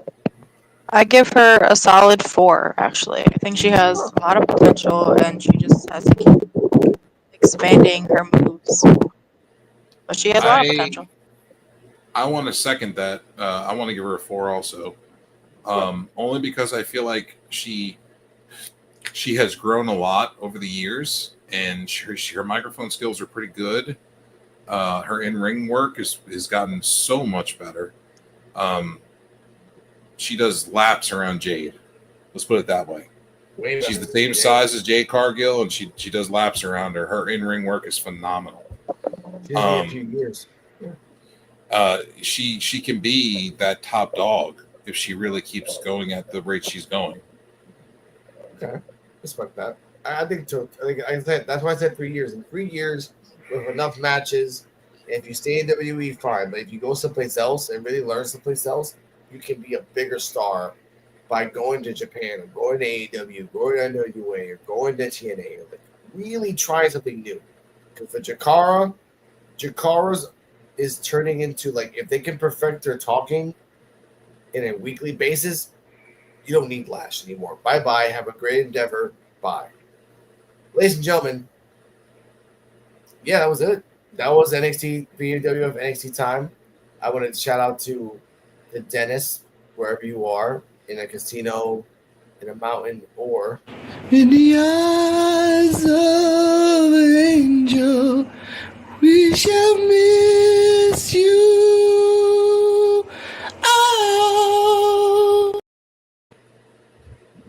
oh man, see those texts tomorrow morning. He's somewhere doing NXT time with Drunk Walk by himself. By himself in the casino, like, I don't care about my life. I'm that shit. I want to thank Joe BNCO for passing by and enjoying this episode and the ratings. On Saturday, we'll talk about it. Raw and SmackDown. There's gonna be a lot of wrestlers. We'll get to that. I want to thank Cara, the Invisible Woman, for passing by and giving us her special input on live wrestling as a casual viewer. I want to thank D-Walk for giving us the time to talk about these things and wrestling and life and aspects of life. Joe, give your socials. Joe BNCO 6617 on YouTube. Joe BNCO the PUWF on X. J Bianco 835 on Twitter. Joe BNCO on Instagram and Joe BNCO on Facebook. I think that's about it. That's right. Cara, loud and proud. Say those socials. Socials are just Cardal Muhammad, KARDALAMOHAMED. So follow me on Instagram and TikTok. There you go. Alex Coquito, ALEX, square space COQUITO for everything else. Rican Reactions, which is RICANREACTIONS. Go back and click back all these things to see us out. Stay healthy, stay happy. Remember that the PWF will always love Dennis, the Dennis will always love us. And sometimes when he's going out to get drunk and to have alleged and supposed sex with various people, wear a condom. Good for you. Good night, everybody. Good night, everybody. Man. Lace up your boots, we're about to fight. NXT in the house, bringing the hype. We walk on mic, ready to ignite. Detroit hip-hop, we take it flight. Body slamming, the crowd's going wild. Square circle with the keys to the pile. NXT superstars, we're breaking the mold. This Detroit beat will never get old. Step into the ring, feel the adrenaline rush. NXT wrestlers, we're the ones that can't crush. With our moves so smooth, we're the next generation. Detroit hip-hop meets wrestling sensation.